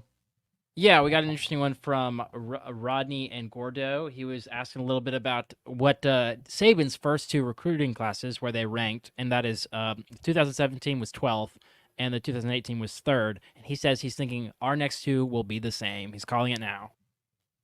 So he thinks the negative. Whoops, I'm sorry. He's thinking this incoming recruiting class will be 12th, around there. I is mean, the- so you the- mean 2025 recruiting class? Yes. 2020. I think they'll be Well, lower, what- and then it'll jump back up after DeBoer has No, So his do just me a okay. favor. All right. What's the highest recruiting class that Caleb DeBoer had at Washington? Well, he was only there 2 years, and I don't even know. Will the first Right, one what's- technically what's- count, or how long was he? So look that up. Wait. Matter. I can tell you. I can tell you a little bit while Noah does. I did look it up, and I want to say one of the years I saw something like 95th or like 90 something. However, they only had like 10 players signed, and maybe I was looking at something wrong. I looked this up several days ago, so I'll let Noah actually get that in detail. But I think they were so low, and I say low, meaning like 95th out of whatever the number was, because of the number. They only had like 10 signees. Not sure what that was about or what it, but maybe Noah will find that. Then the other one was top 30, I think. So he's not. He has no idea what it means. But again, Top to five, be top fair, he was newer at Washington. We're talking about Seattle, Washington, man. I mean, it's harder to get guys to go play I at understand, Washington. and I get that, but the point is, that's why I was just saying, not negative. We're just saying this is a whole nother spectrum from them, because the SEC is different. I mean, there's a reason that we chant bowl games SEC, and we put up, hey, it just means more, it just means more, because these are some daggum dogs in recruiting. Right. There's a reason why they put up the graphics, right, with all these players from the SEC getting drafted. They have so many more than other conferences. There's a reason. That's what I'm saying. And I'm not saying that he can't, guys. I'm not saying. I'm saying that the challenge is steep. Right. And I know you get easy for us to say when we want somebody to succeed. It's easy for us to say, hey, he's been a winner everywhere he's been. That's what all of the pundits say. That's what fans. Oh, he's been a winner in Indiana. He's been a winner at Fresno State. To this point, he has. But you're saying this is a whole nother beast, though. This is a whole nother beast. It's another level. It's a whole nother animal. Right. You know, you climbed this mountain yet, right? We haven't seen him climb this mountain. That's why I've said I can't go out there like that until I see it with my own eyes. And then when I'm seeing it, and when I see him work, when I see recruiting change and he's getting dudes, I'll be the first one to be giving him a straight love. But right. I'm not going to prognosticate and say that, oh, the staff is this and this was this. So Washington was ranked 23rd overall last year. Yeah, 2023. No, and Right. I think it was 2022, I believe, that I looked at where they're way They're down. not horrible, I'll but get that. I mean, so my point is, that's going to be the challenge, right? That is going to be the challenge. Not that he can't. Negative thinking would be, Caleb DeBoer can't recruit Southeast Conference. Yeah. In 2022 composite, they were 102. Like Right, so you ranked go to 102 102. to 23. And he had a And whole but they year only to had, do his thing. they That's only pretty had 10 commits in 2022 again. So I don't know if it's something to do with when he got there, That's like the probably timing. numbers commits. Yeah, you can't really count this. No. I'm just. But Yeah. you asked the question. I mean, no, those are the 2 years. So But he probably, again, Dylan Johnson, all these guys that he went to national championship was transfer portal guys. Right? So the running back was a Michael transfer portal Penix was a guy. transfer portal Penix guy. came in from Indiana. Then Right. So these are transfer portal what guys. about the Again, receivers? it's easy to mask certain things because of the portal if you know what you want, what you need. So I'm not saying that he can't. We're just saying that it's a difficult transition when you come from that part of the world to this part of the world. Not that he can't, right? And Right. so he's just going to have a tough time doing it because all these other people, the Georgias, the Texas, the people that we've been seeing just raiding Alabama's roster right now, but they're here. And now you're going up against them, and you just can't walk in and just say, hey, I've been successful everywhere else. You don't walk in to the Southeast and just go in and take over. That ain't going to happen. Right. That ain't going to happen. So that's all I'm saying. It's going to be tough for them. We're given, we can talk about Captain Morgan, his GM, who's been good and all that. That's a good thing to have. But you're going up against a lot of other good dudes, right? That's got credibility. That's got years and years of relationship. So it's not as easy as people are just tweeting and Xing about. It's not that easy that you just show up and think that this is going to happen. And I'm just concerned. I'm not worried about Alabama offensively because I think Caleb DeBoer is an offensive mind. I think Grubb is an offensive mind that they're going to get what they need. They got the guys who they like. They'll find those guys. And I think they'll have some success in offense. My concern is defensively. My concern is I don't feel. I'm just going to be honest with you, and I know what Alphonse said and all that. I mean, I don't feel about what they're doing defensively. They got former coaches from smaller conferences. One coach who had nothing but a losing record. You tell me, coach hit Cowboys a year, but I think he got fired from that job. But the thing is, like, I don't feel good yet defensively about what they're doing. Offensively, I feel a little bit better. There's a lot more proof there. But defensively, I think if you're real, I like to have some dudes that kind of like don't have to use Wikipedia to find out about. I'm just saying that. I mean, the dudes that get on defense, I mean, breaking news, Alabama has hired, what's his name? Right. But I mean, I'm like, I got to go to Wikipedia. Not saying that they can't. Not saying that they won't be able to. But it don't make me feel good to date. That makes sense. yeah, no, I mean, I think it makes sense. But at the same time, I think the more I kind of did some more research, I like the Buffalo coach they hired. I think Mo Linguist, just given, his head coaching record wasn't great, but I like that he does have. We talked about some SEC experience. He coached at Mississippi State, coached at A&M. Those are positives for me. It's cool that he can say he coached in the NFL. That's something that recruits might, find some interest in. I watched some videos of some interviews he did. In my opinion, he seemed like a very relatable guy. I thought for a position coach, I think he might be co-DC as well. I thought that was a pretty decent hire. And then Womack, I don't know enough about him. I think you're right. I mean, when you talk about Alabama as such a prominent university, I probably would have felt more comfortable with someone with a little bit more, just maybe a little bit more proven at this level. I'm not saying he can't be a good coach. I think he will be a good coach, but I think that would have made me feel more comfortable just off my initial reaction. The secondary guy, the new guy. Yeah, which we didn't really announce, but Hitchler, we'll talk about that coming up. But from Wisconsin. Yeah, co-defensive coordinator. Again, he's supposed to be a really good coach. How many co-defensive coordinators did he got? Well, no, I'm saying he was the co-defensive coordinator when they hired him at Wisconsin. Again, from what I've heard and read, he's a really good coach, but at the same time, he's still, I would classify him as kind of up and coming. He's only been at Wisconsin for a year, or I think a year, and then he was at. It's just Alabama, man. No. That's what I was about to say. It's Alabama. We got to settle for FBS and Group of 5 coaches. That to me is a problem. That's just me. I mean, it's like you're Alabama. Who don't you're saying we should have the premier secondary coordinators. I get what you're saying. But you should be able to get the best of the best, man. It's Alabama. But you got to go, he's an up and comer. Right. Alabama ain't got too many up and comers. They're used to the coming. We come. Like they come. The tide is rolling. That's all I'm saying. I would have went out to the guy from Iowa. Nothing but great. They paid him a lot of money to keep him, but that guy at Iowa would have been amazing. He do his thing out there. They couldn't score a point. Man, he do his job on defense. That's for sure. All right, another timeout. We'll come back. Your phone call 205-342-9904. We got a lot of questions on YouTube. Maybe we'll address some of these real quickly. What about Nate Oates? Y'all feel good about Nate Oates? Let's talk about something positive. The basketball team, men's basketball team, undefeated in the SEC. And let's see. Good old Rocky Top. Coming back in a moment. Rocky Top, Tennessee. Right.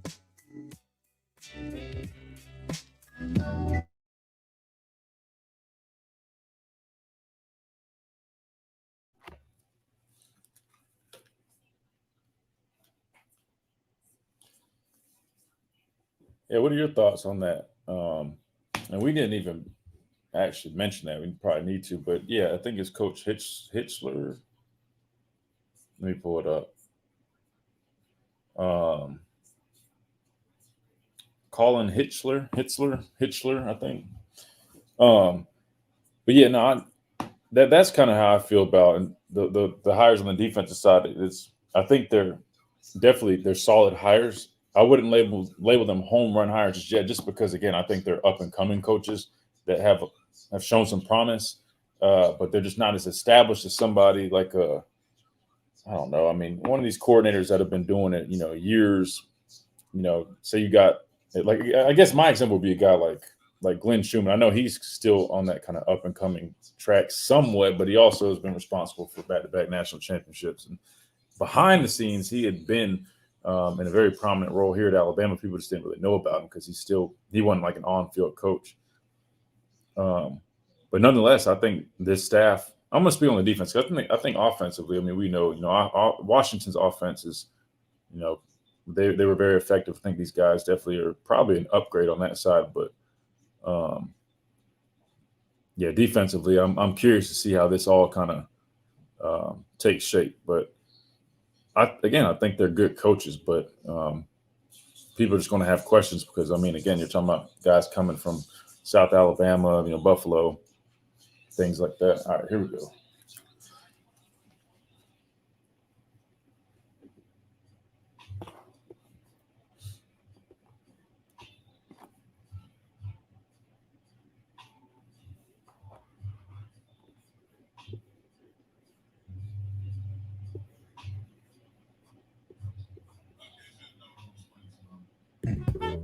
Baby, make your music.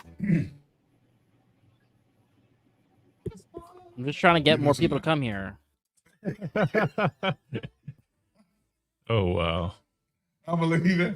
I had so many things in my mind when you said that, but I'll leave that alone. Good job. Yeah, please. Let's just... Hey, go ahead and read. No, do your thing, man. We'll have to do some app messages, right? Let's do that. Tide 100.9 free download on your smartphone, on your computer app, all that good stuff. I mean, smart tablet, phone. There you go. Exactly. Go ahead. Can you take guest former Alabama O-line off the screen on YouTube, please, Christian? He gone. Oh, Just let Noah read and let me do my job. You want to do it? You want to run it? Oh gosh. Go ahead, Noah. All right, so we got an app message from Carlton in Maryland. He says that the question about the NFL playoffs is in the rookie win against one of the best quarterbacks in the NFL, is Lamar Jackson, and the best team in the NFL, the Baltimore Ravens. So he's talking a little bit about that. I don't know if we have any responses to that. Well, listen. Yeah, go ahead. Lamar Jackson is going to be the NFL MVP, right? And that will be his second MVP in his short career. And Baltimore is playing football like I like to play football, right? I don't like to spread you out, playing basketball on grass. I like the fact that they utilize tight ends. They still have a fullback.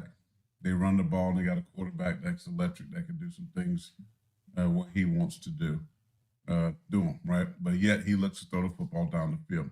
Very, very special year for Baltimore.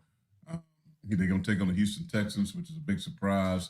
When you look at the recruits, the draft picks that they've had, Will Anderson Jr. having a phenomenal year. You might have the offensive and defensive rookie of the year on that one team. That's unheard of, right? Those boys have been nothing but special. The Bama connection there with the Houston Texans, you want to pull for that.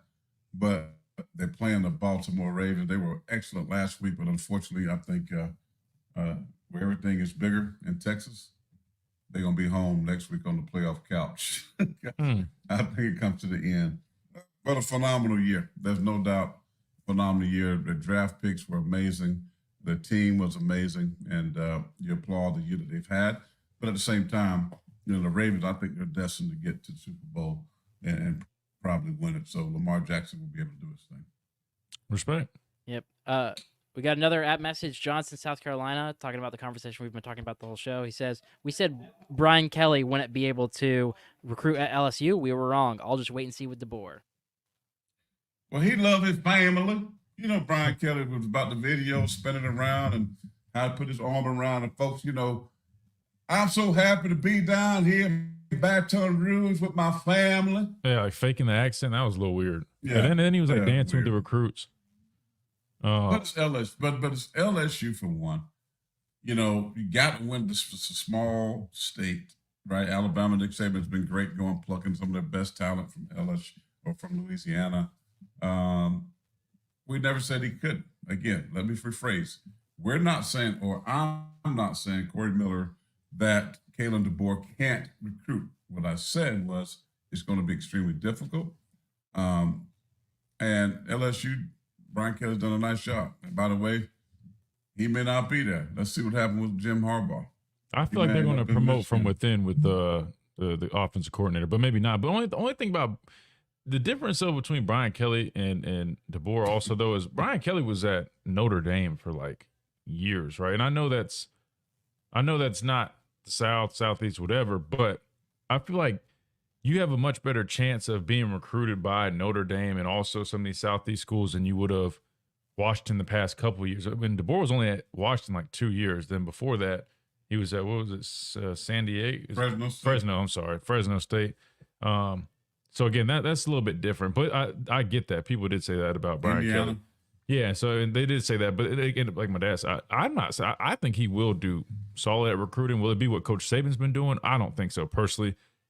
Just to be honest, like Coach Saban was Coach Saban. We've learned that Coach Saban was the sell for the most part. So do I think we'll be, every year top 2 recruiting class? No.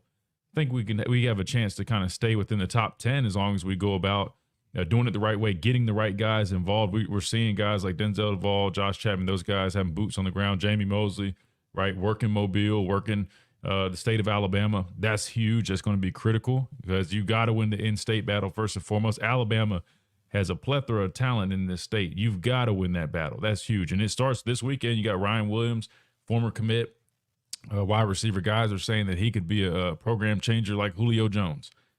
So that's a guy. That's a must. Yeah, he's a must. If he wants some excitement back in the program, if he could land Ryan Williams this weekend, this will put this fan base on. I mean, they're going to be on top of a mountain. I mean, why wouldn't he come here at this point, though? I mean, he's got a chance to really cement himself in this new era, right? I mean, you saw. Hey, Noah, play that music for me called Money, Money, Money. you got to throw it all on him, right? I mean, you got to do whatever you got to do to get this guy on campus, right? I mean, because when I say like Julio Jones, I mean, he's physically not the same. He's more of, from what I was told, kind of like that Calvin Ridley type, like just planting, cutting on a dime, right? Julio was that big body, but this guy is incredible, game changer, and you got to get this guy. So listen, I jumped on X. You got to have it. It ain't the A no more. It ain't Nick Saban. You heard all these guys, and we came to play for Coach Saban. We came because the standard at Alabama. Guess what? It isn't happening no more. So what you got? You got to back up that truck. Boom, boom, boom, boom, boom, boom. Get the address. Roll up in the back of that truck and start doing like that. If you're not on air, you can't see this, but that's what you got to start doing. How much you need? Why don't you do it? Come on, Ryan Williams. You signed up for your Alabama? How much you need? Ryan, how much you need? And so that's what you got to do. I mean, the thing is, I love what Alphonse said. I love the mauling. I love the towel he used to wear around his hips. But this is a new crop of kids. And if you ain't got no money, that's why Greg Byrne is rocking Yay Alabama. Christian, you should, instead of wearing that tank top and your guns out and all the tats. They're more than welcome to sponsor the show. I'd go to Yay Alabama my lungs collapse. And tell our good friend Aaron Suttles that you need some 3/4 zip. They need to add me. They need to add me to the collective. Greg Burns basically. Greg Burns. I mean, it's like, hey, it's offering Sunday. Hey Lord, put your money in that basket. All we need. We got a bigger church. We need a bigger sanctuary. Look at your neighbor, slap him high five, and tell him Bama is in desperate need. Alabama dollars. Look at your sponsor and tell him sponsor this kid and sponsor that kid. Oh, Nick Saban, I know you said you're retired, but look at your Mercedes-Benz store and tell him, can I get about 12 G-Wagons? Can I tell him Ryan Williams needs a G-Wagon? You want him to commit to give him a G-Wagon to drive back home. That's what, I mean, this is what you got to do. Money, money, money. Ain't nothing like the love of money. It's called the root of all evil. But in this day of college football, it's got to be the money. Must be the money that's turning me on. Must be the money that make me say I'm committed. Must be the money that say I roll, tide, roll. It's the money. So if you want to hear another sermon, call it the money. I'm good. I think I'm good. I've had enough. All right, we got to go to break. Final break.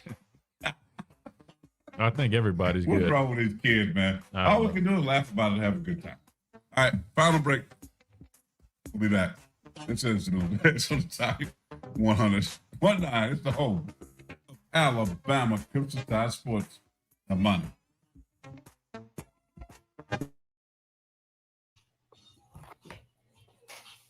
Oh man, one segment to go, folks.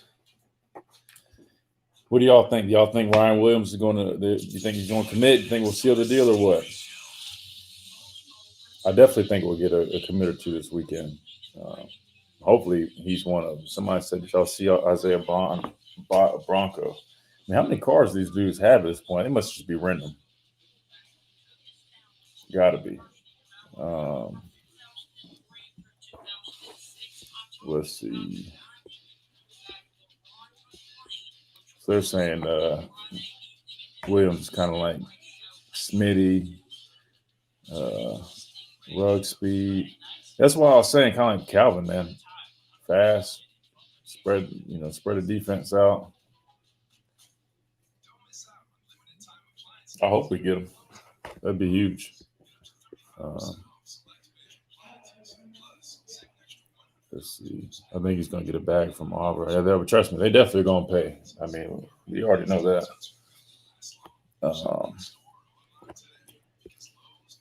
Let's see.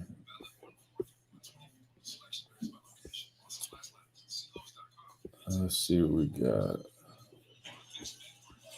Coach has to give him Ferrari. Good luck with that, man. Good luck with that. I don't even think Coach – he probably couldn't, but shoot, if I was Coach Saban when I was coaching, I would have implemented my dealerships for sure. I hate to say it, but, I mean, in this day and age, shoot.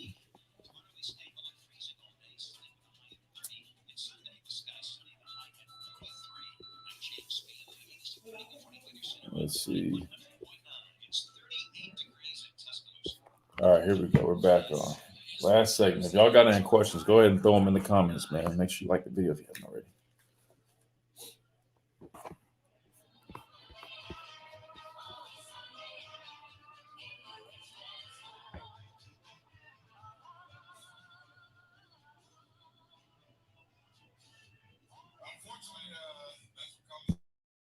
About right now, money, money, money in the rich man's world. And listen, in all seriousness, go see Aaron Shuttles, go online.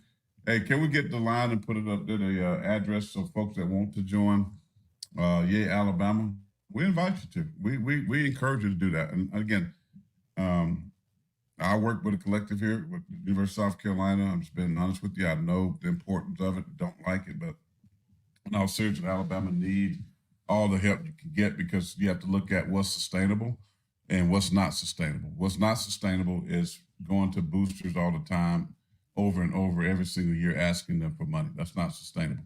What's sustainable if you build a model that everybody giving a little bit, not asking for a lot, but just giving a little bit. Giving up one cup of coffee a week, like for me, I go to Starbucks every day.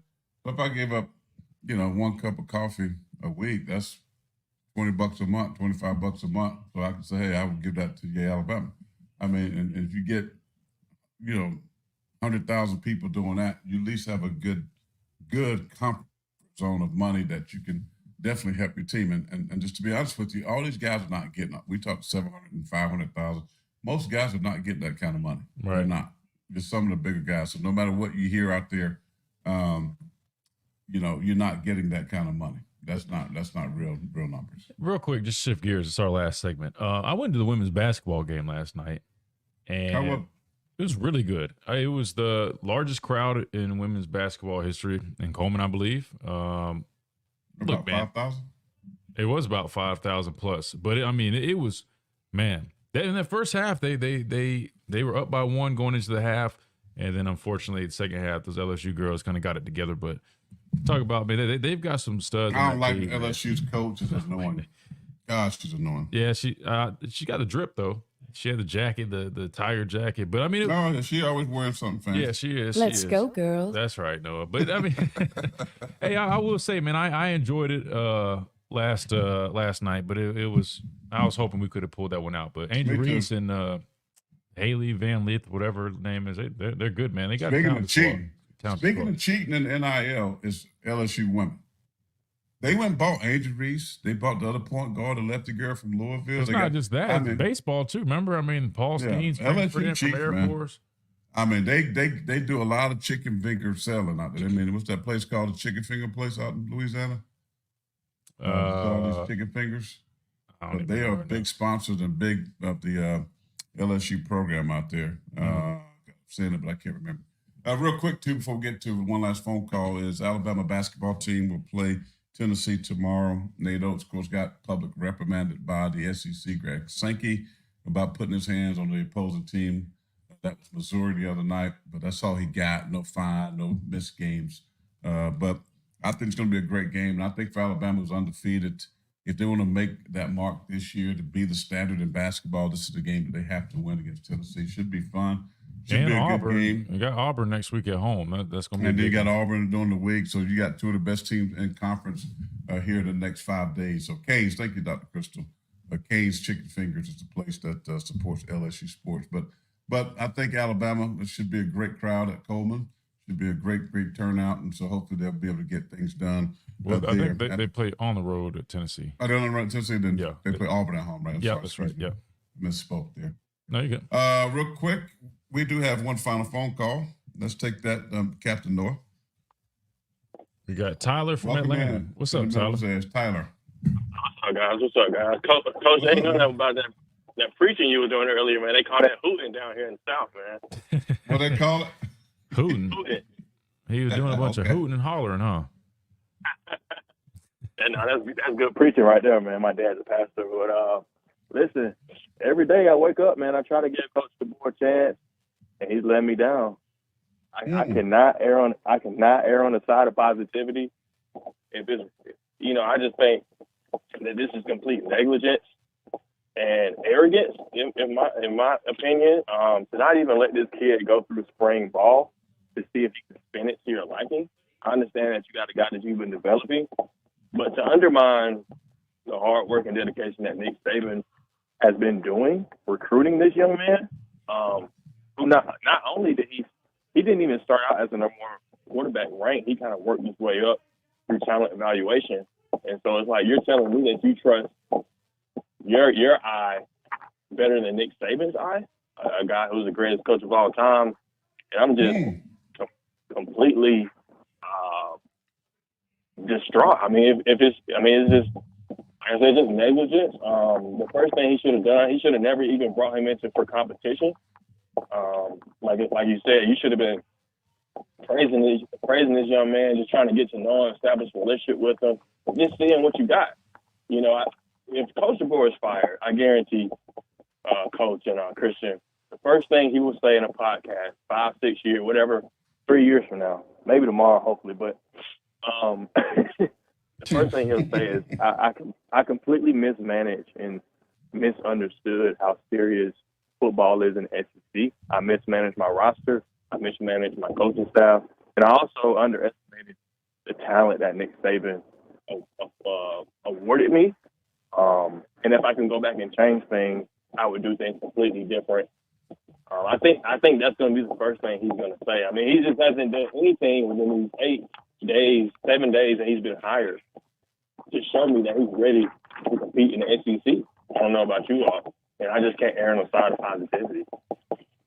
Well, yeah, I mean, I think we'll just have to wait and see. I mean, until I know a little bit more kind of on the background of it, it's just tough to really say kind of how, again, and I'm sure you probably heard me, but I'll just say, if the case was Julian Sayin was planning on being here and they pushed him out, I think that would be, to me, that'd be negligent on their part, on their staff.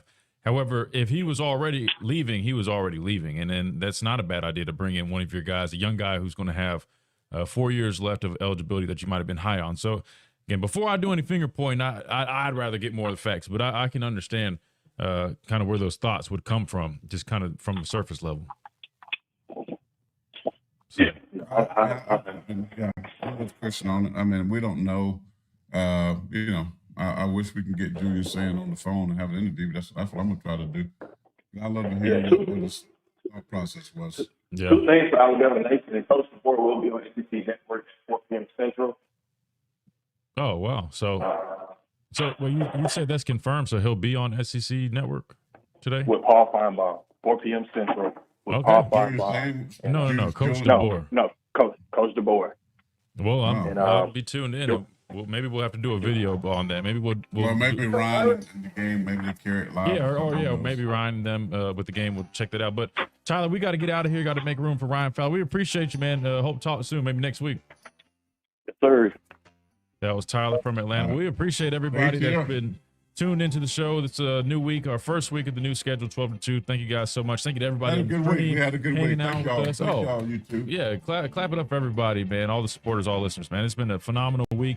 Again, thank you guys so much. Reminder about our friends over at Alumni Hall. If you're in need of any Alabama gear, officially licensed Alabama gear, that is. They got the hat wall. They've got all these jackets. It's cold outside. They've got all you can think of right there at Alumni Hall in Midtown Village. Or you can always go to alumnihall.com to check them out there. The 2 for $38 tees. All the great deals on on Alabama gear right there at Alumni Hall, for the ultimate Crimson Tide fan shop. We got to get out of here, make room for Ryan Fowler in the game right here on Tide 100.9. Appreciate everybody tuned in here. We'll see you guys soon, probably Monday, unless we do a podcast this weekend. You guys take care. This has been the Miller's Edge right here on Tide 100.9, the home of Alabama Crimson Tide sports.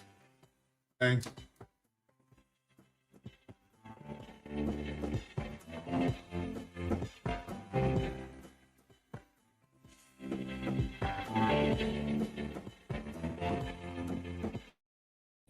Appreciate everybody tuning in. We'll see you guys next time.